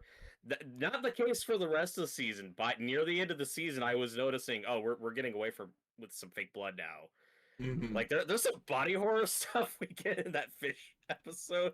No, That's wild. We'll talk about that more, but there's some like stuff straight out of Nightmare 2 in that. Mm-hmm. Yeah, and also with the episode with the kids, the most forgettable episode of all time. Oh, I mean, yeah, but I don't know what it is. I don't even think it's bad. I never remember that episode. Well, so John and I watched that together 2 days ago, and it's not sticking with me. The ending, yeah, well, table it. We'll get back to it. Let's just go back to doing these in order. But last thing I want to say on just like the blood of it all is there in the flashback when you see Angel being turned into a vampire for the first time, like they show more there than they had ever gotten to show before, with both the biting and when she cuts herself and has him drink her blood. It's like that's the first time we've actually seen something that explicit on this show. Yeah. So it surprised me that they got away with that. Also, the guy Jenny's with, who we were talking about earlier, when he's murdered and there's like the blood written on the wall, that was good stuff. So there were episodes like that were standing out to me of like, oh, we're actually like we're finally kind of pushing what we can get away with on the show. And of course, by this point, the show is a hit, so they have a little more power. More leeway than they would have. What I love, one. Yeah. I'm glad you brought that scene up too. What I love about that scene with Jenny's uncle is he's like sitting in a dramatic pose waiting for Buffy, but then it's Angel, and the look on his face is just, oh shit. It's like, well, I'm going to die. And with 14 too, there's that scene where Angelus reveals himself to Willow and Xander. There's two things I love about that scene. One is right after Willow is grabbed by Angelus, Xander goes, "Don't do that." Don't like, do that. Thanks. That's real helpful. But that scene right after Angelus kisses Buffy and then shoves her to the side, just that look on Sarah Michelle Gellar's face, it's like, God damn. Did you like some of the drama stuff with like Giles just not picking up what was going on, and then goes like, Giles, shut up. I kind of appreciated that because he is played, mostly more out of touch, especially with teenage girls. I don't know if Willow's picked up on exactly what's happening, but I think she understands more than Giles of the emotional ramifications. And I love how that pays off with Buffy attacking a teacher in front of an entire class. That scene was insane. And then Giles is like, but how could you have got... Oh. Yeah. Okay. One thing in this universe I just need to stop thinking about and just go with it is just how insane it is, the amount of horrible things that happen at the school every week, and everyone just moves on and doesn't talk about it. It's like one teenager dies and they should all be going, "Oh my god, we gotta hold hands and sing 'We Are the World.'" Like, we need to shut everything down. I would love... No, not in this universe. No, everyone dies. Somebody dies once a week, at least one. No, my favorite version of that is in the finale when Angel just sends a vampire to school and it walks into the classroom and like bursts into flames.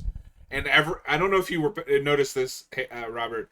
Everyone except like one student gets up, and that one student is like right behind Buffy, and I don't know if it's an extra that just missed her cue or what, but she's just like staring off into space, completely unbothered. Yeah, there's no discussion of that afterward. Like, Nope. the stranger just showed up and spontaneously combusted. It was BCP. And then, but to what you're talking about with her attacking Jenny, it's like, okay, the stuff with this principal, Hayden's favorite character, who's like looking for every excuse he can to get Buffy expelled. It's like, did you hear that Buffy just strangled a teacher in class? I think that would have done it. No.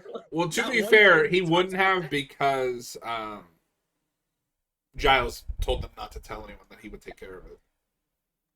Sure, but I mean, there was a whole classroom of kids who saw No, that, I do find with Snyder, we try to eat our cake and have it too, where he doesn't seem to show up when the really bad things are happening. He just shows up when something innocent happens to make it Buffy's fault. And we do get the confirmation in this, and I don't think it's in this episode, but in this back half of the season, that he is fully aware of what's going on, and he's working against Buffy. Because I don't know if you caught this, but he directly says, this is what happens when you live on a hellmouth. Yeah, and he has a really ominous line in the finale about calling the mayor. I assume that's going somewhere, but I love the mayor. We'll see. Oh yeah, I'm aware I'm gonna get clowned on, but I'll be right back. Okay. I'm gonna kill him. That's the plan. So okay. Do you have anything else you want to say about 14? No, I think we covered everything. So 15, this is one of my major complaints with this show, mythology wise. I think it's this episode. This is the werewolf episode, I believe. Yes. I hate this show's werewolves. It feels like we have to do them because it's a supernatural show. I don't feel any kind of like passion or love for werewolves. It feels obligatory. However, the main thing I will give this episode credit for is this has the greatest origin story for a werewolf in the entire show in fiction. He gets bit by his like 2-year-old nephew who's just teething. How did you feel about 15? So this one's interesting because for the first half, it really feels like, okay, this is a filler episode, but we're using a filler for werewolves. That's kind of lame. And then the twist is, oh, it's Oz, our new recurring character, is where that I didn't know. Oh, cool. So by the end of the episode, like, it did matter. Mm-hmm. It felt like it, but do you kind of see what I mean? How it's somewhere between, like, yeah, it's kind of it's treated as a filler episode, but there's also important stuff that happens. It's one of those. And at least it is better than some filler. Yeah, absolutely. I think that I like the werewolf design. It's definitely God. It looks like a Halloween costume. Yes. Okay, it's like it's a cheap version of the Howling werewolves. It's adorable. Well, what's weird too is that changes every time. Like every time werewolves come up, it will be a different design, and they all look bad. Oh, okay. So, but okay, where the show has its cake and eats it too, it's like part of that episode is like, oh my god, Oz turned into a werewolf and killed this person. Oh, just kidding, it was Angel, because Angel still has to show up. So Oz hasn't really killed anybody yet, so we don't have to worry about or think about that. But then when it's all said and done, it's just treated as like a mild inconvenience, and I don't think it's mentioned. I'm sure it will again in the show, but as far as the season goes, it's just not mentioned again after, and that's weird. Um, where I will give this episode credit though for its continuity. I believe this episode has the scene where Oz is looking at the cheerleader statue in the hall, which is a callback to season one, right? So that was like, oh, continuity. We're remembering things, right? It's like the eyes are staring at me, the eyes are moving. No, so that was that's rare. You don't usually get that. And it's weird to jump ahead for just a second. We remember that episode twice this season, because I don't know if you caught it, but the Xander episode that I think is in a couple episodes, that's the girl from that episode. Okay. Yeah, Amy. Yeah, and we'll get to that because that episode's insane. And she does come back in the future. Hey, Hayden's back. He remembered we're doing a review. I got a phone call. I was worried it was important.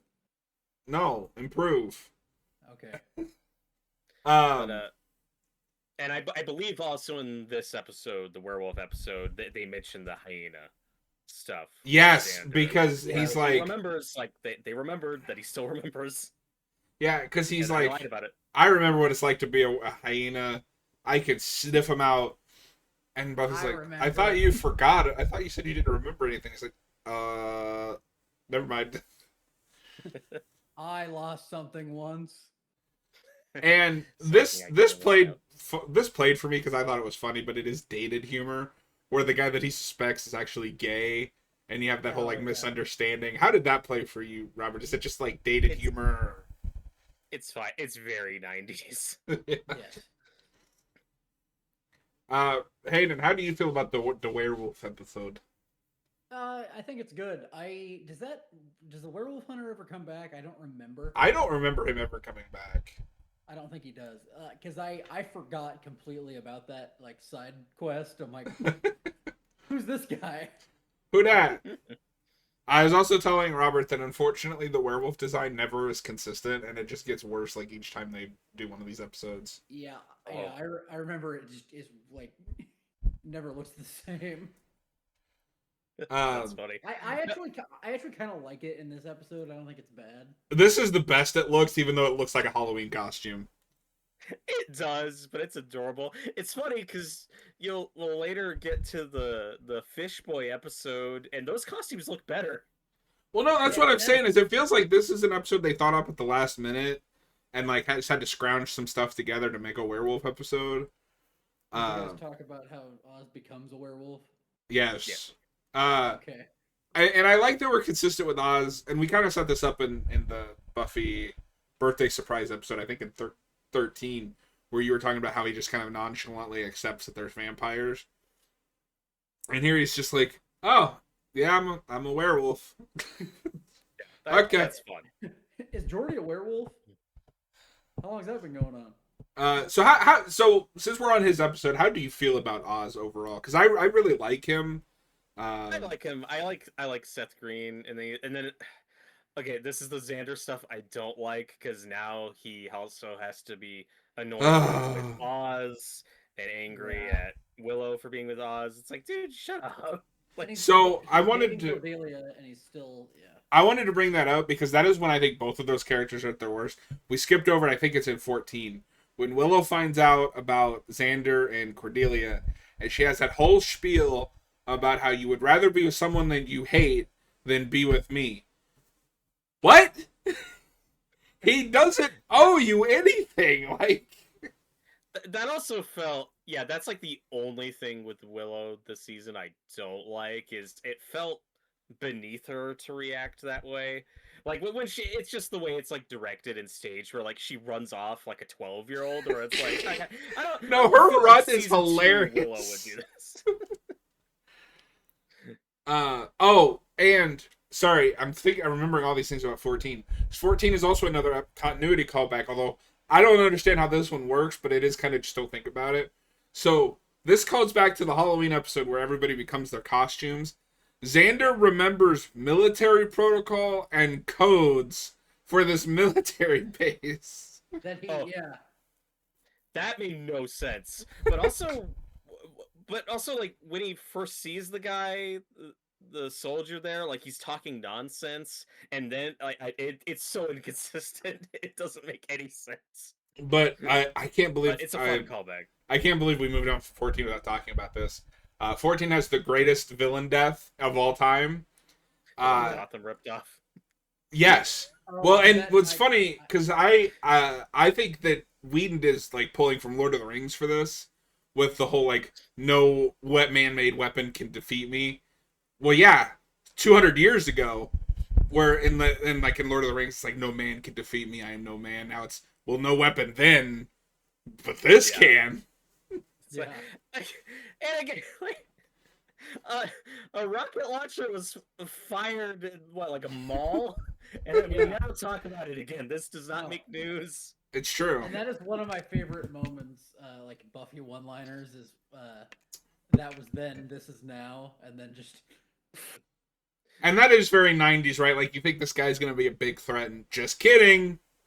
But that works for me. Yeah. When she blows him up. So we should be counting like all the poor extras in this universe. Like the guy who's just like holding a briefcase gets killed by the judge for no reason. Well, There's so much death in this show. One detail I forgot about is that Angelus and Drusilla know what that is, so they just like book it and jump over the balcony. That stunt where they flip is amazing. Yeah.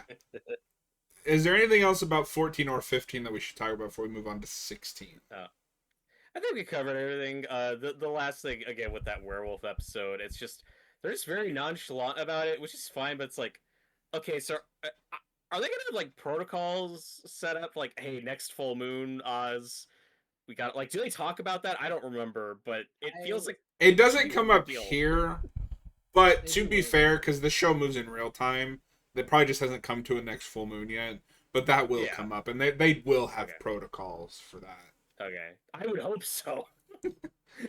All right, so we're on 16. Remind me which one 16 is. The Valentine's Day witch episode. Yes, which is insane. Okay. Yeah. So this is another Xander-centric episode, and we bring back Amy, who is the witch from the cheerleader episode in season 1, which is a nice little callback. We don't forget extras like we do in Smallville. And she casts a spell in the attempts to make Cordelia fall in love with Xander because she lets peer pressure get to her and breaks up with him. Which I feel bad for Xander, but I understood why Cordelia did it. Like, I think she needed to go through that to get to the point where their relationship could be healthy. Do you think this is needed, or was this just, we gotta fill time? I mean, I was fine with the nonsense of it. Do you think it's too petty for him? No. Or fine that... No, he's a petty man. But what I'm getting at is, are you okay with him doing this, like, just to hurt her? Like, just as revenge? Or would you prefer... It's kind of a rhetorical question, because it's either that, because I thought where we were going was he, like, actually wanted her to, like, be in love with him, which I think would have been worse, so I was fine with what they did, so I was really just asking a rhetorical question there. I'm fine with it in a spur of the moment. I'm letting my hurt think for me thing. If this was like, I'd been planning on this if she ever, broke up with me, then that's too far, like, he's irredeemable. Yeah. I've done things in the heat of the moment that I wish I hadn't. We've all been there. Granted, none of us have access to magic, but... You said heat of the moment, but it did take planning to find Amy, convince her to do this spell, go through all the rituals, and then do it. Yeah. It's a process. But my other question is, when it goes wrong and everyone else falls in love with him, remember, this is Xander we're talking about. Do you buy that he doesn't sleep with any of those girls, and then he's immediately like, "Oh no, this is bad. I have to get out of this," because I don't know if I bought that. I think he is intelligent enough to know that it's bad if he does that. I think it is. You want it until it's like in front of you, and then it feels wrong. This is the horniest man on the planet, as we've established in the first season and a half of this show. He talks about it constantly. Well, but it also plays. It doesn't play like it's an easy decision for him with like Buffy or Willow.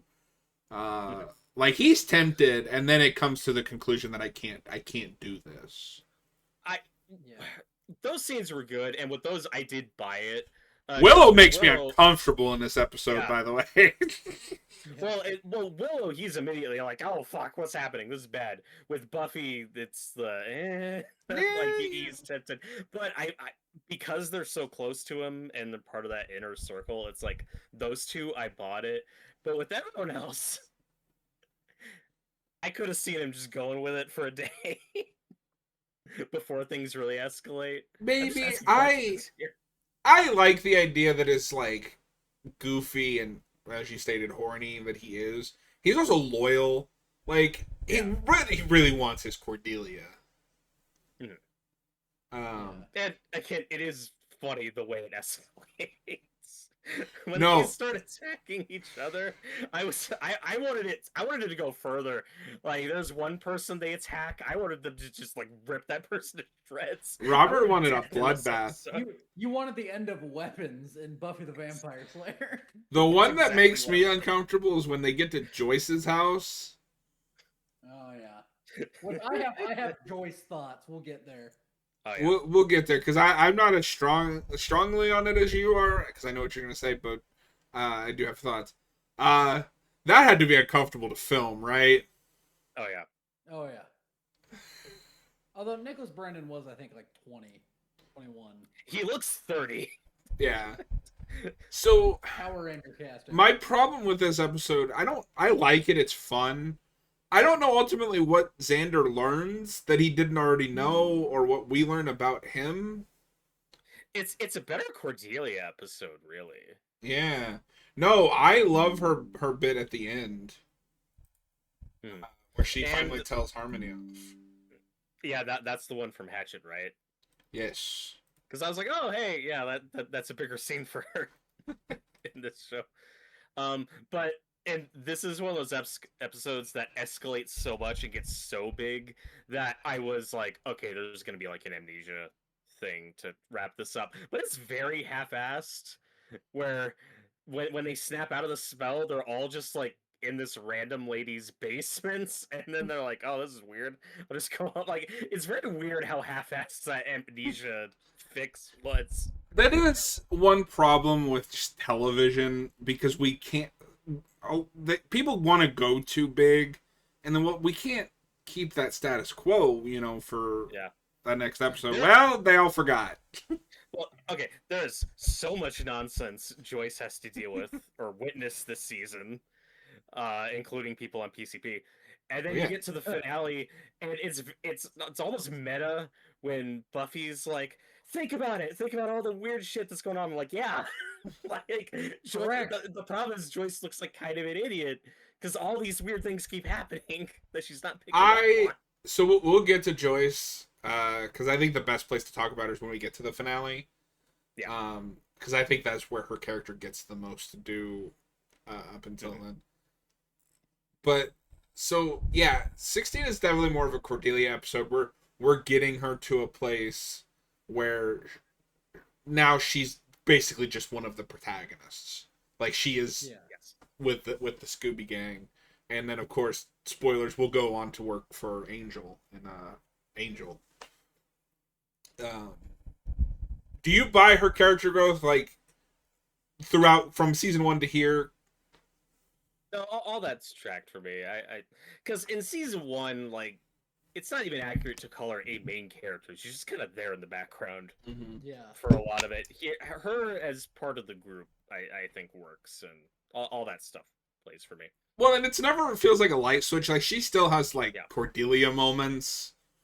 Like in I think is it 17? The next episode is no, sorry. It's 18 or 19 with the ghosts, where like Yeah. she only goes along with the exorcist because they exorcism because they mess with her face. But no, Well, she's one of my favorite characters just from how much she grows and changes over time. Well, and Buffy and Willow have some kind of petty beef with her that comes up sometimes. I'm like, you know what? She's been through enough shit. I feel like we can I let bygones understand be it, I think, bygones. more from Buffy's perspective, where because Cordelia is always talking down to her, but it's also just like the way Cordelia is. Yeah. Robert Hayden, do you have anything else to say about 16 before we move on to 17? I don't think so. Robert, speak. No. Oh. No, I think we're good. All right, episode 17, Passions, which might have some of the most fucked up things in this season. Robert, how did you feel about episode 17? It was good. This was a big one. Good Giles episode. It's funny because as we were approaching here, because I wasn't sure like all the side characters who was gonna stick around and who wasn't, but by the midpoint of that scene, once Oz is in on the group, I was starting to feel like, okay, this group's getting a little big. I don't know if you guys had that, but in the back half, I'm like, okay, we've. Yeah, I'm getting Arrowverse flashbacks. We got a lot of people on this team now. I feel like somebody's got to go, and so I figured Jenny was one who could probably die by the end of the season, and of course we get that here. So that wasn't spoiled for me, but It's like I said, brutal for 90s TV too. Yeah. it is brutal. Um, but yeah, I like all the stuff with Giles and Buffy, because this is the first one with Angel where it's like, oh, now like shit's getting real. He is the he is the villain of the story. hmm Um, no, I love that chase through the halls, but I laugh every time when she like pulls out that like mop thing that schools have, and Angel just goes flying over it. But no, I think this episode really establishes like Angelus is scary. hmm Yeah. He's not like Spike that just wants to mess around and have fun. He is out to ruin and murder you. And then of course Jenny dies. See, I never thought about that. Part of that is I don't even remember the first time I watched this, so I know for a while, Ginny doesn't make it out of this season. Well, and again, it's a lot of characters of juggling where you'll go like long stretches where like Oz doesn't show up. Yeah. Yeah. Yeah. Or Ginny, or Hmm. mostly Um, those two. I really like the end of the episode when Willow has to fill in for her. It's something that maybe in hindsight wish we had more screen time for those two in that dynamic, but that's something I could maybe just catch Well, notice more on a rewatch my thing with with that that is dynamic. my thing with that is you can't find any teacher, so a student has to teach this class. Yeah, she's not getting paid. She. Yeah, okay. I did have questions about that. Like I could buy it as like a one-time thing, like having like a TA step Yeah. up or something, but it's she keeps doing it indefinitely. I'm like they can't afford a real sub? Okay, this is weird. Apparently, they can't Guess I'll find get it. one. I mean, it tracks. Like, what's this population now? 7. Yeah, Hundreds of everyone's people not- have been killed by vampires. So Everyone's dying. Teddy says that this is the episode where there's no going back for Angel. I think it is more complicated than that because it's not really Angel. Yeah, okay. Yes, So, but Buffy will never be able to look at him the same way again and Yeah. trust him. Sure. Really. okay, so to fast forward to the ending, when Xander says, we shouldn't try to restore Angel's soul, we should just kill him. He's killed Jenny. This has gone too far. It's like, on paper, what he's saying makes sense, but I'm watching it thinking, like, well, you guys already know he's killed people before. Like, this is who he used to be. Like, so it's not a he is a murderer now. No, he's always been a murderer as long as you've known this guy. And Yeah. B, I think more people would probably be on Xander's side if it didn't come off as just the jealousy thing. Well, that's my thing with it is he's removing any nuance because he just doesn't like Angel. That's what it feels like, yeah. Yeah. And so that's why I find it interesting that Giles, of all people, is the one doing, no, we need to restore his soul. Which unfortunately costs him later in that finale. I am of the opinion that Angel and Angelus are two different people in the same body. You cannot hold Angel accountable for what Angelus does. Yeah, I mean that's where I stand on it. Teddy says, what I mean is that when the group can never look at Angel the way they used to when he gets the soul. Yeah, it's just, I think we need to have, that scene needed to go longer and not just devolve into a attempted fist fight. Yes. Yeah, I didn't love that, and I do wish there were more conversations about, like, okay, again, question. This is a question I'll ask Jarrell when I go to heaven. So, when you're a vampire, or like when you're turned into a vampire, is your soul in the afterlife, or is your soul still in there somewhere, just buried in eternal suffering, So all that jazz? the way that they play it later, and Angel kind of hints at this in the stuff that we've watched. I don't remember if it's this season or last season, but he has that line: "The demon gets you, but it doesn't get your soul." Your soul is, you are dead when you become a vampire. Mm-hmm. The demon is just your memories and your personality. Not even really your personality, because Angel and Angelus act very differently. But mostly like your memories and your thoughts are them, or are theirs, but you are no longer in your body. Yeah. So what I kind of wished we had more conversations about was less, oh, we gotta kill Angel because he killed Jenny and he's a monster and all that, but like from a certain point of view, where I would side on, hey, let's kill him instead of trying to restore his soul, is it killing him the better option in terms of giving him peace? Like, isn't that what's better for him? I kind of wish we had more conversations about that. Like, because But Robert, we have to do a 45-minute long fish people episode. That is true. We have to do that. And as far as I remember, they don't really ever delve into like the consciousness side of it. Maybe they do, and I'm not remembering. Yeah.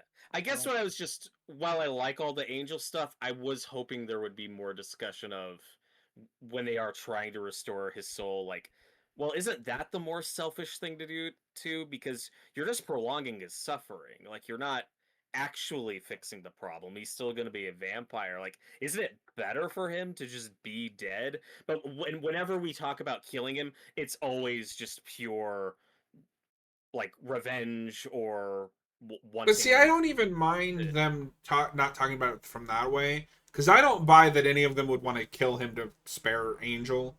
Buffy is being selfish, understandably so, that she wants Angel back. Everyone else just wants him dead. Well, Xander wants him dead because he's a dick, but no, I think that scene needed to be a little bit longer and have maybe Willow take someone's side, Xander taking, or Giles take someone else's side.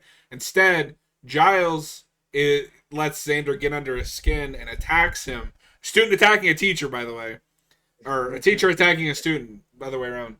It's fine. He's like 30. Yeah. And then we just cut to, well, Xander was being whatever Willow said on the phone that shocked Buffy. Yeah. But I guess with Buffy, it's like whenever she does want to kill Angel, it's like the more hurt she is and angry at herself, and like that's what motivates her to want to kill him. So she is going back and forth on that. Well, what I like about it though, what I like with that though, is that when she does do it, she doesn't kill Angelus. She kills Angel. Yeah, which is arguably worse, and that's part of the tragedy of it. Yeah. No, Is that's why I said what I like about their relationship, as screwed up as it is, and the show is aware of that, is at the end of the day, it was always going to be a doomed romance. Mhm. Like these two people want to be together, but they can never really be together. Mostly because the minute he gets happy, he goes crazy. But you know, who doesn't? What? What? What? Hey, Hayden, I know you have ADHD, but we need you to pay attention, focus. No. And the Angels show, I think, tackles a little bit more of like him versus Angelus. Um, but is there anything else on 17? Because really, the main thing that happens is just Ginny dies, and you think all hope of restoring his soul is gone. However, the most 90s thing of all time happens. A floppy disk falls Right. down in between the desk. Do you guys remember floppy disks? No. I remember. Teddy says, what I think Angelus got from Liam is the party animal thing. It's that the party is now demonic. Yeah, so we'll table that part of the discussion, Teddy, because that is more so addressed in Angel, where we see more of flashbacks. 18. What episode? Sorry, I know Okay, the episodes. I can't remember them by number. What is 18? 18 is killed by death. We can breeze right through this one. I don't because I remember a have single nothing to say. fucking thing happens. The monster is cool. The monster's cool. And he's It played look. by James Jude Courtney, who is Oh, Michael Myers in the okay. Green trilogy. That's cool. The way this episode starts, it is pretty well directed. It's very Nightmare on Elm Street visually. A lot of like wide angle lens stuff. A lot of like stark, bright costume design and set design. So there's some cool stuff in this one visually. It just kind of fizzles out by the end, and it's just kind of Yes. pointless filler episode. It doesn't The go anywhere. the second most pointless filler. Not my least favorite filler. We haven't gotten to that yet. Oh my god. Uh, but yeah, I don't know. It's fine. Serviceable hour of I television. but yeah, I like the villain visually. He looks like an homage to London After Midnight, which is an old lost silent film with Lon Yeah. Chaney, where that's a vampire character, but he's got the hat, the long hair, and like the big teeth. So I think visually we were maybe riffing on that. It's just you get to the end and it's like the most anticlimactic defeat ever. Like Buffy just kills him so quickly, and I was like, oh, okay, yeah, it's 45 minutes. What are you gonna do? So yeah, there's fine stuff in it. I got nothing to say about it. This one left my brain immediately. Yeah, Hayden. Anything, or do you just want to move on? We can move on. All right. Which brings me to one of my favorite. I think one of my favorite episodes of the season. Because this should be. I don't remember the episode name, but this is the one where they're possessed by the student and the teacher, who are doomed for all eternity to replay. So, Robert, I want to ask you, because I couldn't decide during this episode. I love this episode a lot for what it does with the parallel between Buffy and Angel and this couple. But what I couldn't decide on this watch through is this too on the nose? Like, are they too obvious about it? Or does it work for this kind of melodrama? It's funny you say that because like the central ghost, um, Ghost. we're dealing with it, and we're also dealing with an age gap relationship, and I couldn't tell how much that was like actually on purpose or coincidental because we don't talk about that stuff much, like the power dynamics with that couple, because it's like a teacher and a student, and that's fucked up and wrong. No, Um, but I think they are aware of that because when you get to the possession, the teacher yes, possesses Angel and the student yes, possesses Buffy, and it has never worked that way before. They always inhabit the same gender that they are. mhm. Yeah. Yeah, that stuff I liked a lot. Oh, But just that scene with Sarah Michelle Gellar and David Boreanaz when they're both possessed, it's so good. it's very melodramatic, but she's really selling it. And then I think deliberately we're meant to see kind of some of the hypocrisy in the projecting going on with Buffy, where she learns about like this student that killed his teacher, and he's like, no, he shouldn't be forgiven.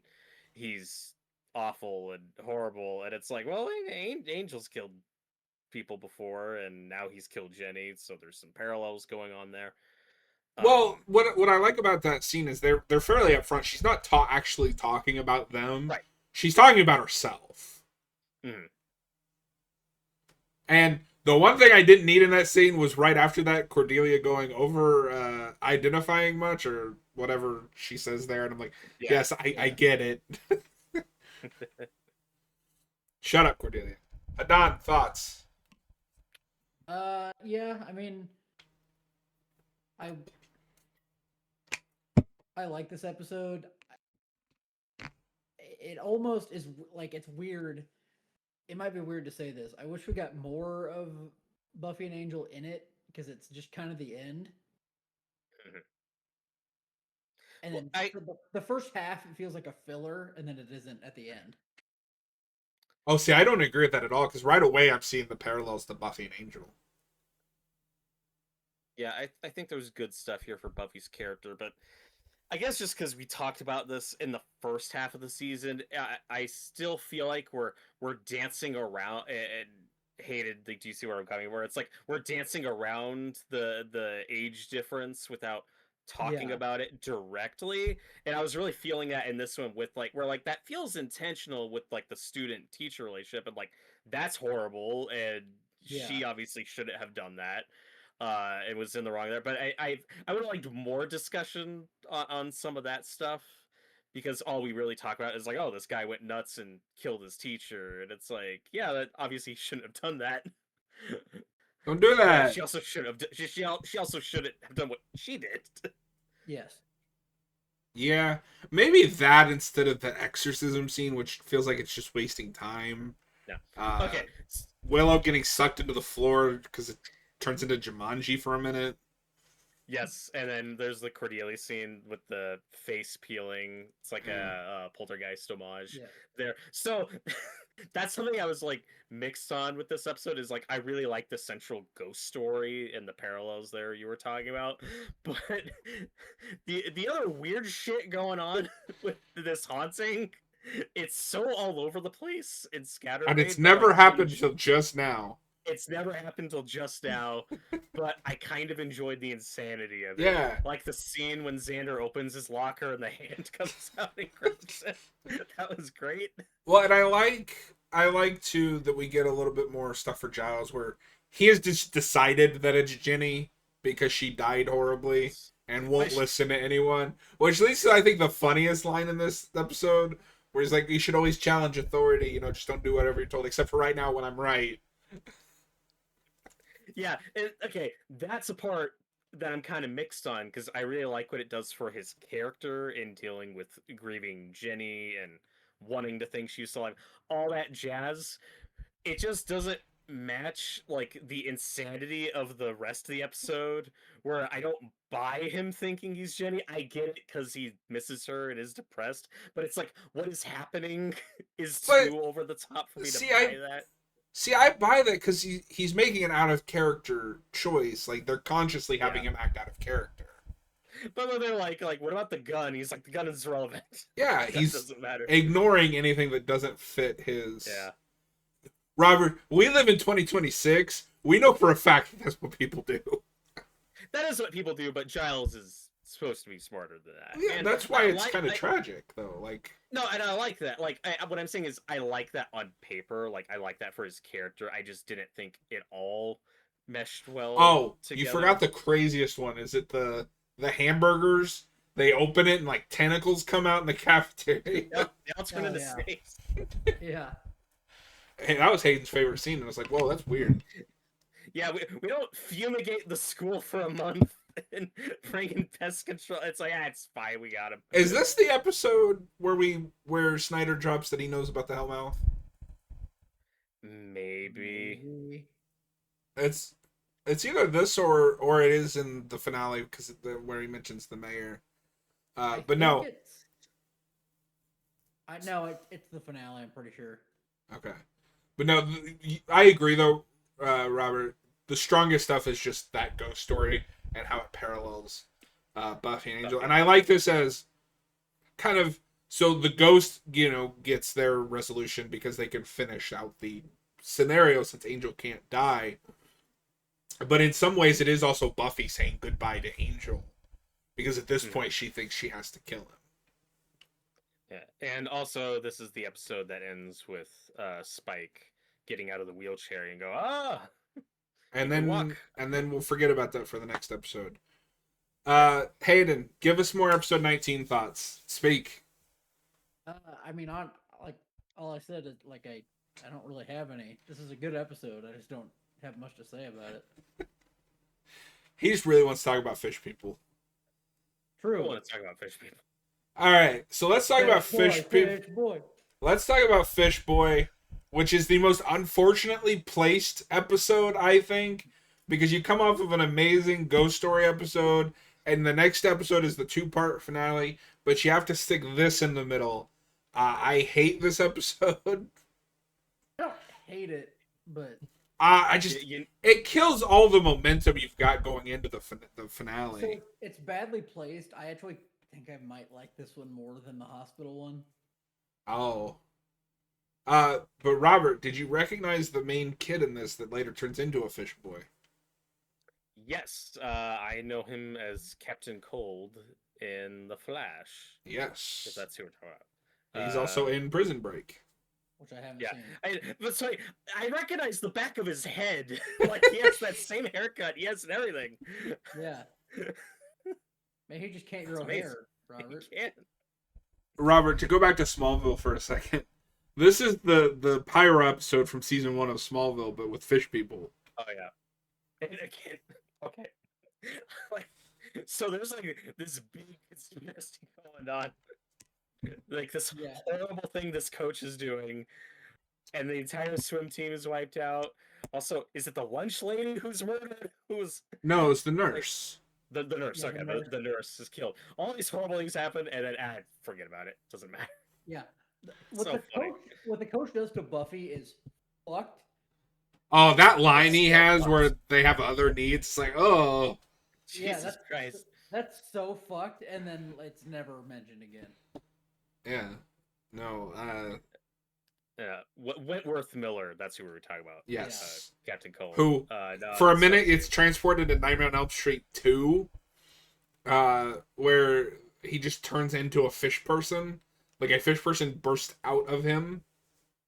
Yes. I mean, okay, so part of the Buffy formula, like at least the Buffy filler formula, is you have like a witch plot, ghost plot, monster plot, whatever. And there's always like a twist on it. It's always trying to, you thought it was this thing, but it's actually this thing. Like the one in season 1 with the witch, where it's like, oh, it's actually her mom who's the real bad guy. So they always try to kind of flip it.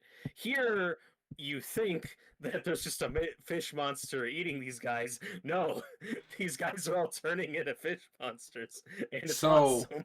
Can I say what the most unintentionally funny thing about this episode is? The whole thing? Yeah. They don't cure any of them. They just let them swim off. Yeah. Half the student population just swam off as fish people. Yep. Not half. It was like 6. I mean, at this point, that might be half the whole school. I don't know. They're gonna team up with the Invisible Girls from season 1. It's all gonna pay off. That'd be cool if that happened in season 3. That'd be awesome. No, my favorite moment in this episode is when Cordelia thinks Xander has turned into a fish person, and she's like has this whole spiel about how she'll still take care of him and all this, and it waits until he comes back, and she realizes it's not Xander to attack, like it's trained. Yeah. He's just chilling in the pool.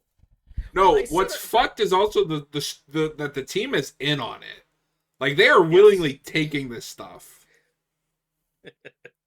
No, it is a funny reveal, like, when Xander finds out what's going on. I'd be freaking out, too. No. I'd be freaking out, too, to be fair. Another guest star, though, we didn't mention this episode, and I didn't recognize him while watching it, but the coach is played by Charles Cyphers, also known as the sheriff from Halloween. Oh! And Halloween 2, yeah. Oh, yeah. And Halloween Kills. I recognize him because he's in 2018 and Kills, or he might. He's in be Kills. Yeah. Yeah. Oh wow, yeah, I wouldn't have even recognized him. That's crazy. Just a complete throwaway filler villain. No, It's but beautiful. he's fun. He is, and like he said, it's nonsensical. It's weird. Well, what's it's fun? I will give this episode this, because I'm old enough to remember this. I don't know if you guys are, but this was abusive coaches were a really big problem around this time. Yeah. So I'm from Indiana. Hayden might know who this is, but we had a basketball coach named Bobby Knight who was like famous for being abusive to his players, like throwing chairs and shit at them. And it's interesting that this and Smallville both do an episode about that, just with, heightened bullshit. Well, I had a coach who sucked, and I went to high school in the 2010s. So Yeah. I mean, it doesn't. I mean, I'm sure it's still bad, but yeah. What I like about this episode, the main thing I like in this episode is that scene with Snyder and Willow, where he's like, I'm not saying change his grade. I'm saying maybe if you look again, there's a D there instead of an F. I'm like, dude, you suck at your job. Like, Snyder sucks. That's why you like him. Yeah. Well, this is that. But this is when I was like, oh, Willow's still doing this? This is just her job now? She's 16. Well, my question is, does she have to skip classes for this? That's a good question. Maybe she's getting credits for it. That would maybe make sense. Well, because she was in that class anyway. Right, but Hayden, what we're saying is, what does she do if she has a class at the same time that she has to teach one? Does she just skip like English class to go teach this class? I might be like reaching, but I think this is the only class. Like that's the only time this class is. I think that'd be weird for. That doesn't make any. Sorry, Hayden. I know you're reaching, but it's a high school. There's 4 grades. That wouldn't be possible. Okay, but we've also killed off like hundreds of these high schoolers by this point. No. No. They can come back on the classes. No, the fish boys will come back for class tomorrow. They have fish class. Also, we got another pop culture reference here, and I don't know I wondered how you guys felt about it. So Cordelia drops Creature from the Blue Lagoon, and Xander replies, Black Lagoon. The creature from the Blue Lagoon was Denise, oh god, what's her name? Or is it Brooke Shields? Brooke Shields. Thank you. Yeah. I don't know if you guys have ever seen Blue Lagoon, but that movie's insane. That's a movie Xander would have watched. I buy yes. that. No, but I mean, hey, you know that I am a Creature from the Black Lagoon fan, so I like these fish boys. They were fun. Again, that transformation scene, I was surprised that was as gory as it was with the skin ripping. I will admit I'm being a little harsher on this episode because of where it's placed. Yeah. Just because I think it kills the momentum. But well, I was prepped for that. I was like, okay, we're approaching the 2-part finale. There's gonna be some filler right before it. Like you didn't see Fish Boys coming though, did you? I did not. But I will say these last 2 before the 2-part finale, at the very least, these 2 should have been switched. The ghost haunting episode and then I think so too. Episode. These 2 should have been flipped. This also has my favorite. Like Angel just has to show up. He grabs Wentworth Miller and bites him, and is like, "Oh God, what the hell?" And then Buffy saves him, and he's like, "Can you walk me home?" Yes, that was great. Teddy says, my headcanon is that Angel killed every potential teacher to teach that class just to mess with Willow's education because he knows she will have to teach that class. That'd be amazing. He's playing 4-dimensional chess here. Like, it tracks. Yeah, so, shall we get in the finale because we're already 20 minutes over. Yeah. It's not gonna... Okay. Robert, how do you feel about episodes 21 and 22? Very good. This is where, what's her name, Kendra? Kindra, Another the Slayer, vampire another slayer. The vampire. That's how she says it. My Irish, the Irish. Speaking of Okay, Irish, so- sorry, Robert, because I gotta ask. Speaking of Irish, we get to see pre-vampire, pre-modern day Angel in this two-parter. How did you feel about Liam? We Liam's love great. Liam. No, I love when he has this Oh, Irish accent. It's I wouldn't be surprised if at this point Interview with the Vampire was an influence on Whedon, because there's some parallels there. Like this is obviously the Angel backstory we've talked about, but now we're actually seeing it. And I don't know if you've seen that movie yet, or I mean If those not, books, but those books were out in the '80s. I don't know if Whedon read those or not. But it's still a similar thing where you have like a vampire and seeing him like through the generations, starting in a similar time period. So the flashback stuff was fun. That is a lot of part one, is just the Angel flashbacks. yeah, David Uh, Bourne has this amazing Irish accent. it's flawless. It's perfect. Yeah. No, I love the Angel flashbacks. Even this one, before we really cemented that, I think they're interesting. The only thing I wish was a little more clever is, so you get to the climax of this episode, and he does have that funny line that he mentioned. It was mentioned in the live chat about when he's fighting Buffy, and then goes, "You fall for it every time." No, I And love then that.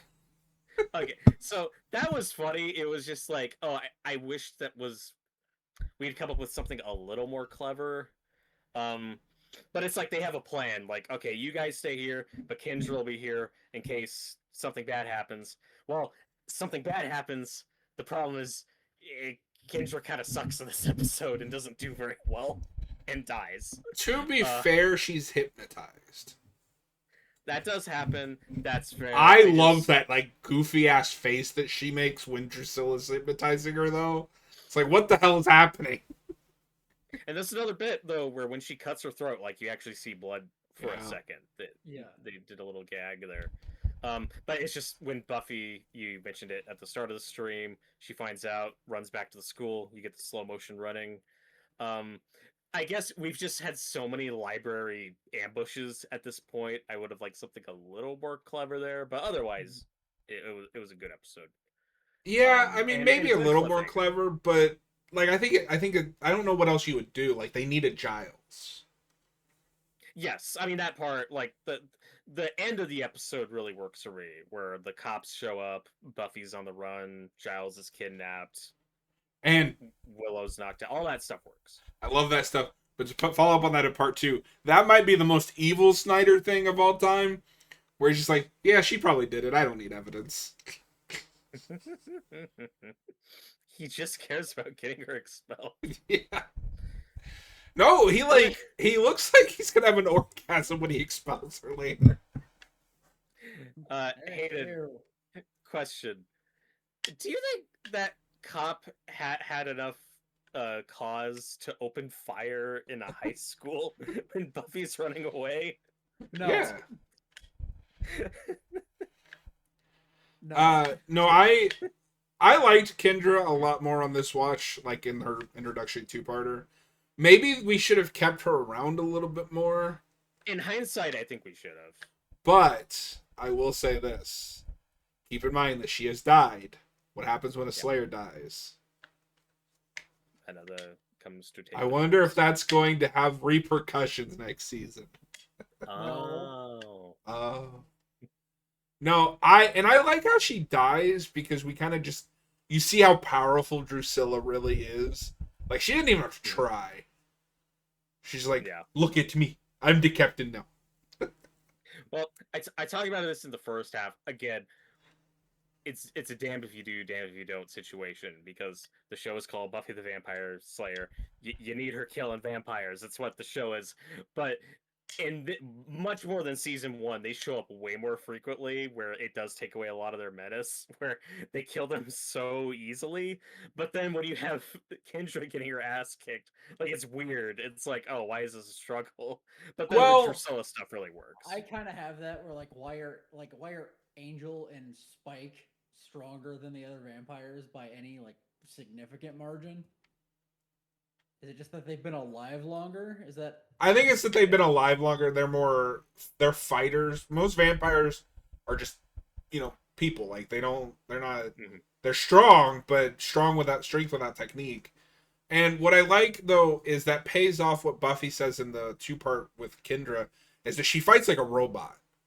She doesn't anticipate. She just does what she's taught. She can't, improvise in a fight, right?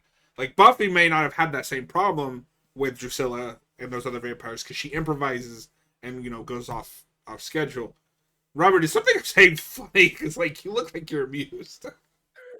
No, I'm just thinking, like I don't know if this is like a deliberate homage or not. It was just reminding me of like I Am Legend, where every night he goes out and kills the creatures. I mean, that's what Buffy's been doing. It's just something about seeing it so much where every night she's just going to the same cemetery and just keeps killing these fucking vampires. Oh, that continues. That cemetery is around.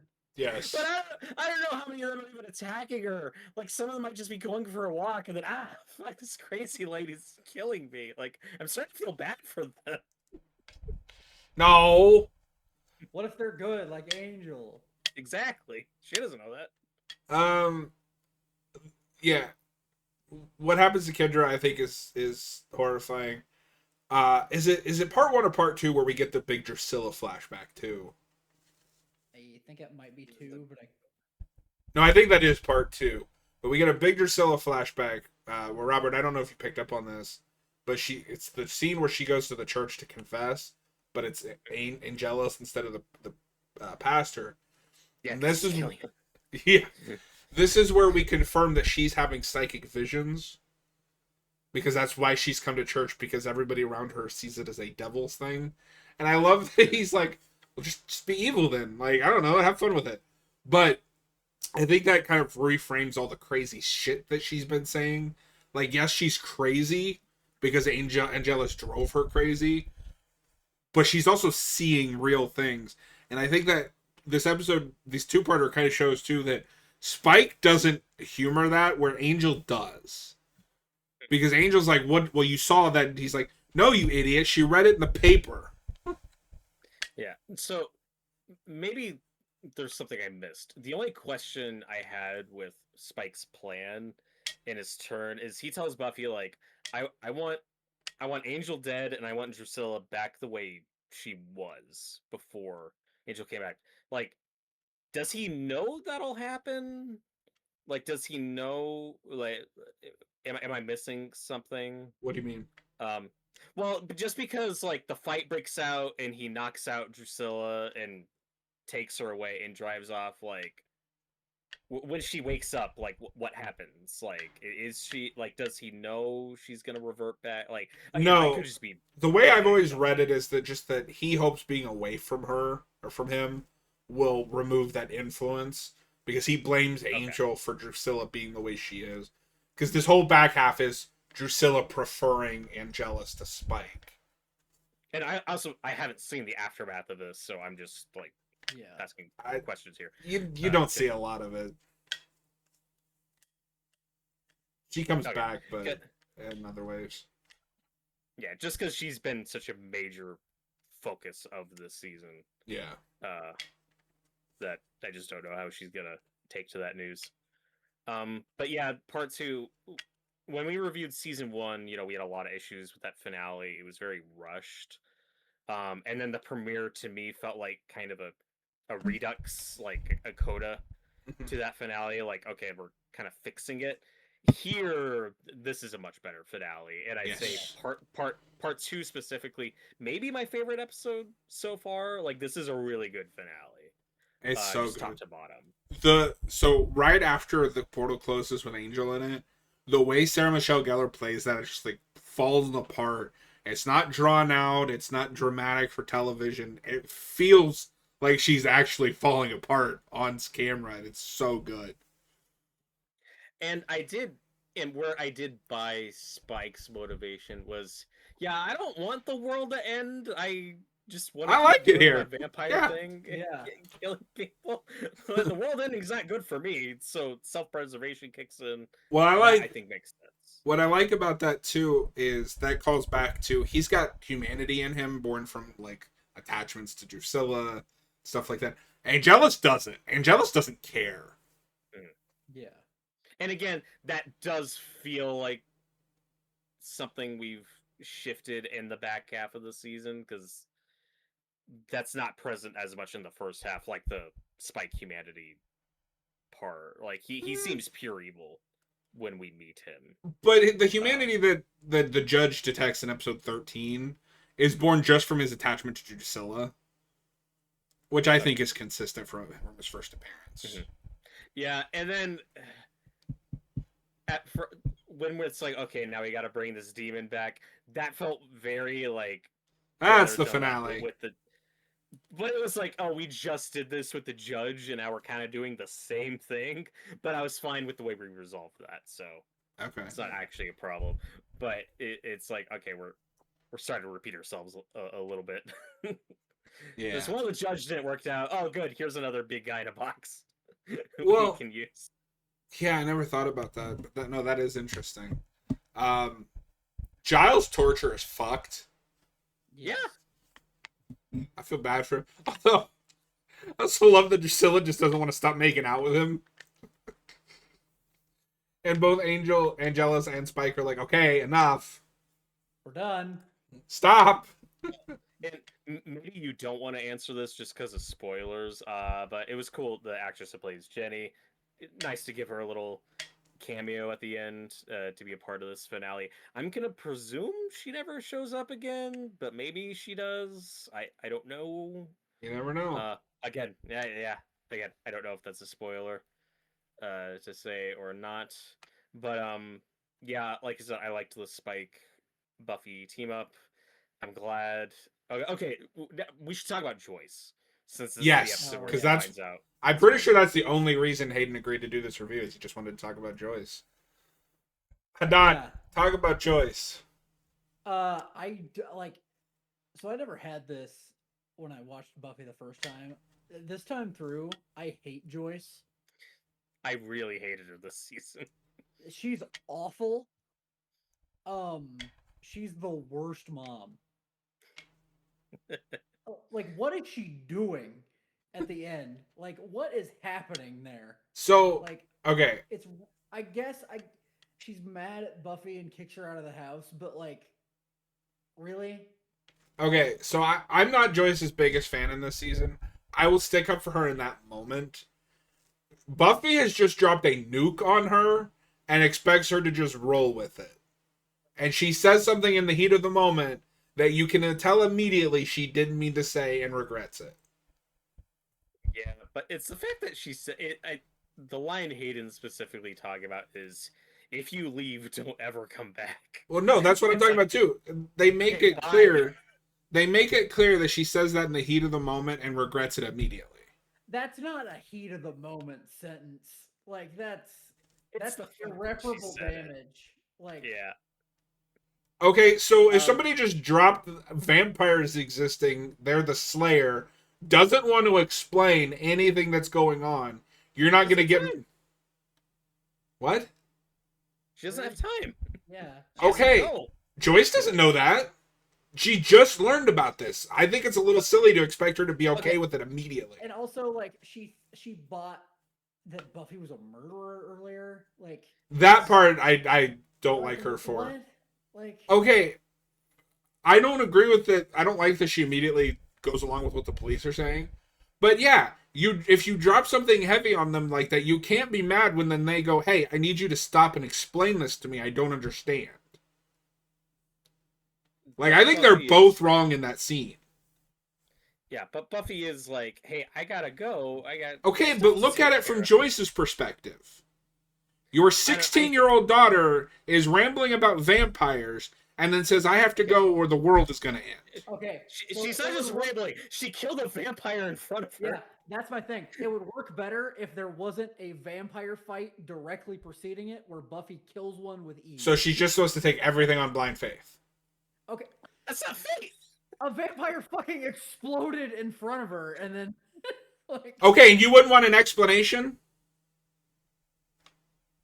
She gave an explanation. She said, "I'm the Slayer." Yeah, I mean, I don't know. Okay. Well, then apparently Joyce is a monster because she didn't just roll with the program. Okay. But okay, I would sympathize with you more if we hadn't already seen Buffy save Joyce in the show and Joyce in other weird situations like this before. It's the fact that there's been a pattern of this, and now Joyce is like laying down the law and saying, "No, don't be the Slayer. Don't do this." It's like, well, she doesn't have a choice. She saved It's her hard. twice. Once was from Spike, which was covered up by PCP. The other was the weird robot guy that she didn't know was a robot. Yeah. That's more times than I've ever had to save one of my parents. Yeah, true. Buffy also has a record of burning down the school gym, fights, skipping She school. goes away. Okay. No, okay, but it's more that Joyce pissed me off so much in the first half that I've just kind of already lost any goodwill with her. Like, I'm not saying this is like the worst she's ever been. It's like just a few episodes ago. Was it the egg episode where Joyce is like, I'm also not entirely sure that counts, but yeah, that's fair. No, and I can't remember the exact episode, but there was a Joyce moment before the finale that I really hated, but I can't think of it. But no, I will defend her at least in the finale because she's overwhelmed, and Buffy just expects her to trust her to run off and do. I understand that Buffy was correct, but you're not looking at it from Joyce's perspective. But Joyce also doesn't say like, "I'm going with you." It's no, you're staying here and not doing this. I don't know. There could have been more of a compromise there. And again, I think what Hayden and I are trying to say is it's the season as a whole that's pissing us off. It's not just this episode. So like I don't know if I'm as pissed off by this episode with her as Hayden was. For me, it's just the season as a whole of I just don't like this character anymore, and I've lost sympathy. There's some issues. I think the problem is that this needed to happen a lot sooner. Like they dragged us out to the finale because I think she gets better once she's in the know. But no, this shouldn't have happened in the finale. And I agree with Hayden that that scene with the vampire attacking them was probably a mistake. Just because I think I would sympathize with Joyce more if you didn't have that scene. Okay, but to be fair, from Joyce's perspective, all she saw was a guy jump out of nowhere and then turn to dust. Is she just supposed to automatically jump to everything else Buffy is saying is true? Like we've spent this entire review calling for more nuance, but the moment that something is nuance where she doesn't fully believe and wants more explanation, then it's a bad thing. I'd have to watch the scene again, but there's an urgency going on where Buffy is like, look, I have to go, I have to do this. And I understand that from Buffy's perspective. That's not what Joyce's perspective would be. Yeah, but I don't care about Joyce's perspective anymore because she's a bad mom. Die! Jesus. Yeah. And like I'm trying to reiterate, it's not I'm not just looking at this episode. It's like I already dislike this character and think she's a bad mom, at least this season. So I've just kind of already lost it's my just a sympathy with her. of like lines and things she says, the way she goes about things. Oh wow! Sorry, hold on. So Austin just said, "Look what I put in the admin chat." Buffy the Vampire Slayer actor Nicholas Brendan has died at the age of 60 or 54. No. Oh my god! Did we? Oh. Wow. Damn.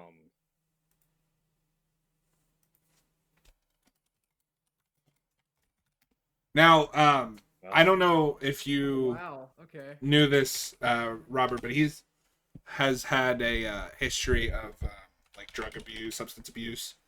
Only vaguely aware. Yeah, wow, that's awful.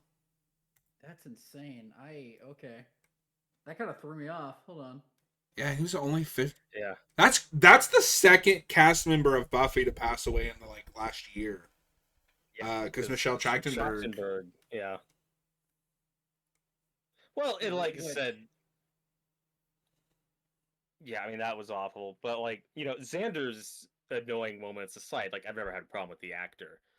Um, but one thing like I haven't really been asking or talking about as we've been going through this is just like who do you guys want to see in a potential revival, reboot, or whatever, just because I haven't seen the rest of the show, so I don't know the fate of all these characters. That's why I haven't really been asking those questions. Mhm. Like, do you want Xander so and so to show up in this revival? But So yeah, this is we know he wasn't invited back because he rather publicly talked about it and kind of blamed Sarah Michelle Gellar for it, I think unfairly. oh, But I've always said I don't want to reboot in the first place. I am fundamentally against bringing back Whedon properties without Whedon because a lot of what makes this work is that Whedon style, and nobody can do it like Whedon and his acolytes, for lack of a better term. Um, but if you have to do it, I would want the trio to be there. Buffy, Xander, Willow, like they are the protagonists of the show. So, but sorry, yeah, he had a spine issue and heart problems, so it was Yeah. like a combination of the two. Wow. but yeah, but I didn't know, if he was invited back or not invited back, but because I don't know anything about this guy outside of the show. Like this is my introduction. I just to him. know him for this, and he's in Criminal Minds for a few episodes. Okay, as opposed to like Trachtenberg, who I'd seen her in a bunch of stuff. Yeah, we haven't even gotten to her yet. So yeah, rest in peace. This sucks. That's really shocking. Yeah, that does suck. That's such weird timing. That's very so weird timing. Yeah. Yeah. And well, you know what's funny? I googled him today. Oh wow. Yeah. No, like. And he hadn't died yet. Yeah, same thing. Because I was looking at, I was finishing the season, looking at the cast and stuff. So, same thing. So yeah. Weird. Sorry to throw us off track. Sorry that completely derailed our conversation about. I don't even remember what I was talking about. I'm out. Yeah. All right, well, we've been at this. Sorry. I just want to say, like Xander is a character I've had issues with, but I've never had issues with the actor. I like the show. I like his performance quite a bit, even with the material I don't like. Mm-hmm. Yeah, this is a guy I've had like a non-opinion on outside of this show because he's okay. Just not familiar. Not to interrupt, but we're already an hour and a half. We have a whole other commentary to do. Robert, final thoughts and predictions for season 3. Okay, so yeah, no, that was just really unfortunate news right there. But yeah, overall, I'd say this should go without saying. Season 2 overall better than season 1, definitely an improvement. Yep. This finale, like I said, probably my favorite episode so far. It's a really good finale.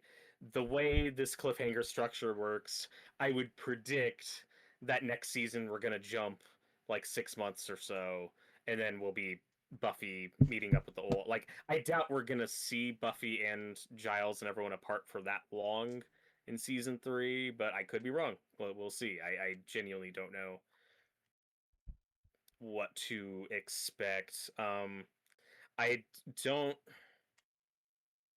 Is David Boreanaz, like, is he still credited as a series regular next season, or is he dropped and just a special guest star whenever he comes back? So I'm pretty sure he's on the DVD cover of 3. No, that's spoiler, but okay. But okay, but also he could be, but that still doesn't mean he's listed as a series regular. Because like Smallville did that. Like Lois wasn't a regular yet in 4, but she's on the cover, she's on the box art.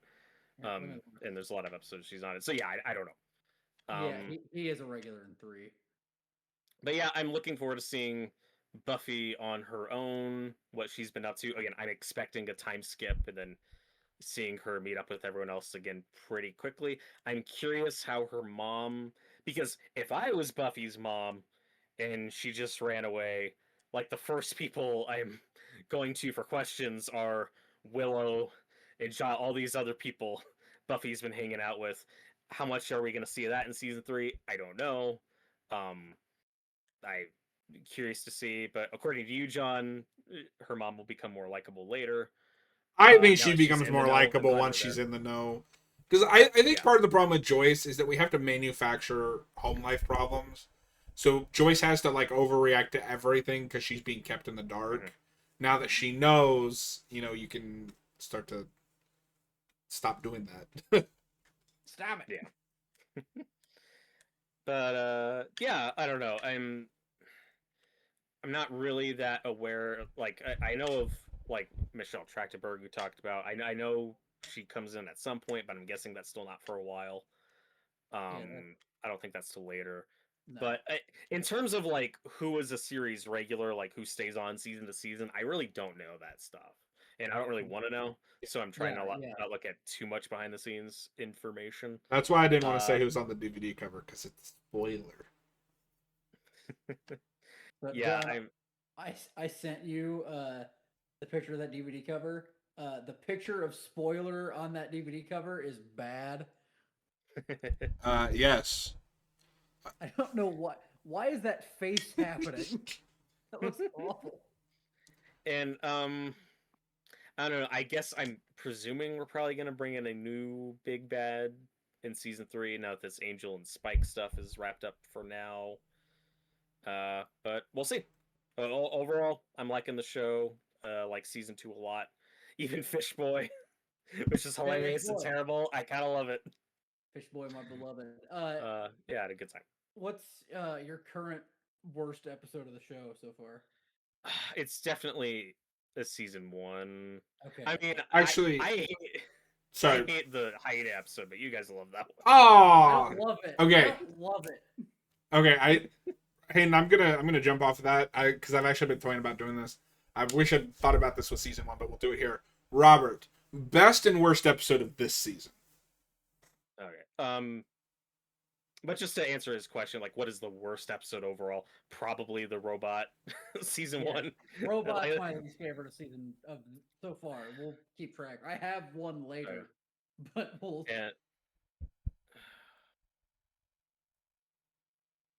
and you're so John, you're asking like the whole season, right? What's Just this season, best and worst. I really didn't like the Frankenstein one. That's a contender. Yeah, That might be my pick. Look, it's a lot of this is faded from memory already. I've only seen these episodes Yeah, once. yeah. It's not all gonna stick with me. So Improve. I guess that'll probably be my pick. So there's the 2-parter. Which one? Which one was Ted? Who was Ted? Ted is the stepdad. Okay, Yeah. that I'd say that episode pissed me off more than I'd say it was bad. No, Ted's peak. You're wrong. We love Ted. But okay, we should have mentioned that during the Joyce debate because that is an awful Joyce episode. Yeah, it's terrible. Like she is a horrible mom in that episode. Yeah, I agree, and I think we talked about in that, or I think we throw her under the bus in that episode a little bit because she Yeah, we do. falls into Ted's bullshit too easily. So yeah, like objectively, the worst episode is probably the egg episode. I just enjoyed the insanity of it. So I think the Frankenstein one's probably Robert, not to bully you, but I feel like I have to bully you that you like the egg episode more than the hyena episode. So what's funny is Buffy, like the fillers are stupid, but they're important and they're annoying. Yes, that they're important. Yes. But specifically episode 2, some assembly required. Yeah, not a huge fan of that one. Yeah, and what disappointed me with that one is it started really promising, where we were doing like a Frankenhooker type thing or a Pieces type thing, where it's like, oh my god, we're killing these women and building a new woman out of these pieces. Like it's so fucked up. We're building Frankenhooker. We're building Frankenhooker, and then it's just Frankenstein. Once he shows up and it's just Frankenstein's monster, it's like, oh, well now this is lame. And so been there, done that. So yeah, that one didn't care for. And then I'll just say again, the finale, specifically part 2, becoming part 2, I'd say is I'd say my favorite episode of the show so far. It's really good. It's good. He's good. All right. Robert, I think that's something we're gonna do going forward. Is when we get to the end of the season, I'll ask you your best and worst since you're the newcomer to the show. Please consider hitting that like and or subscribe, and we'll see you guys on the next one.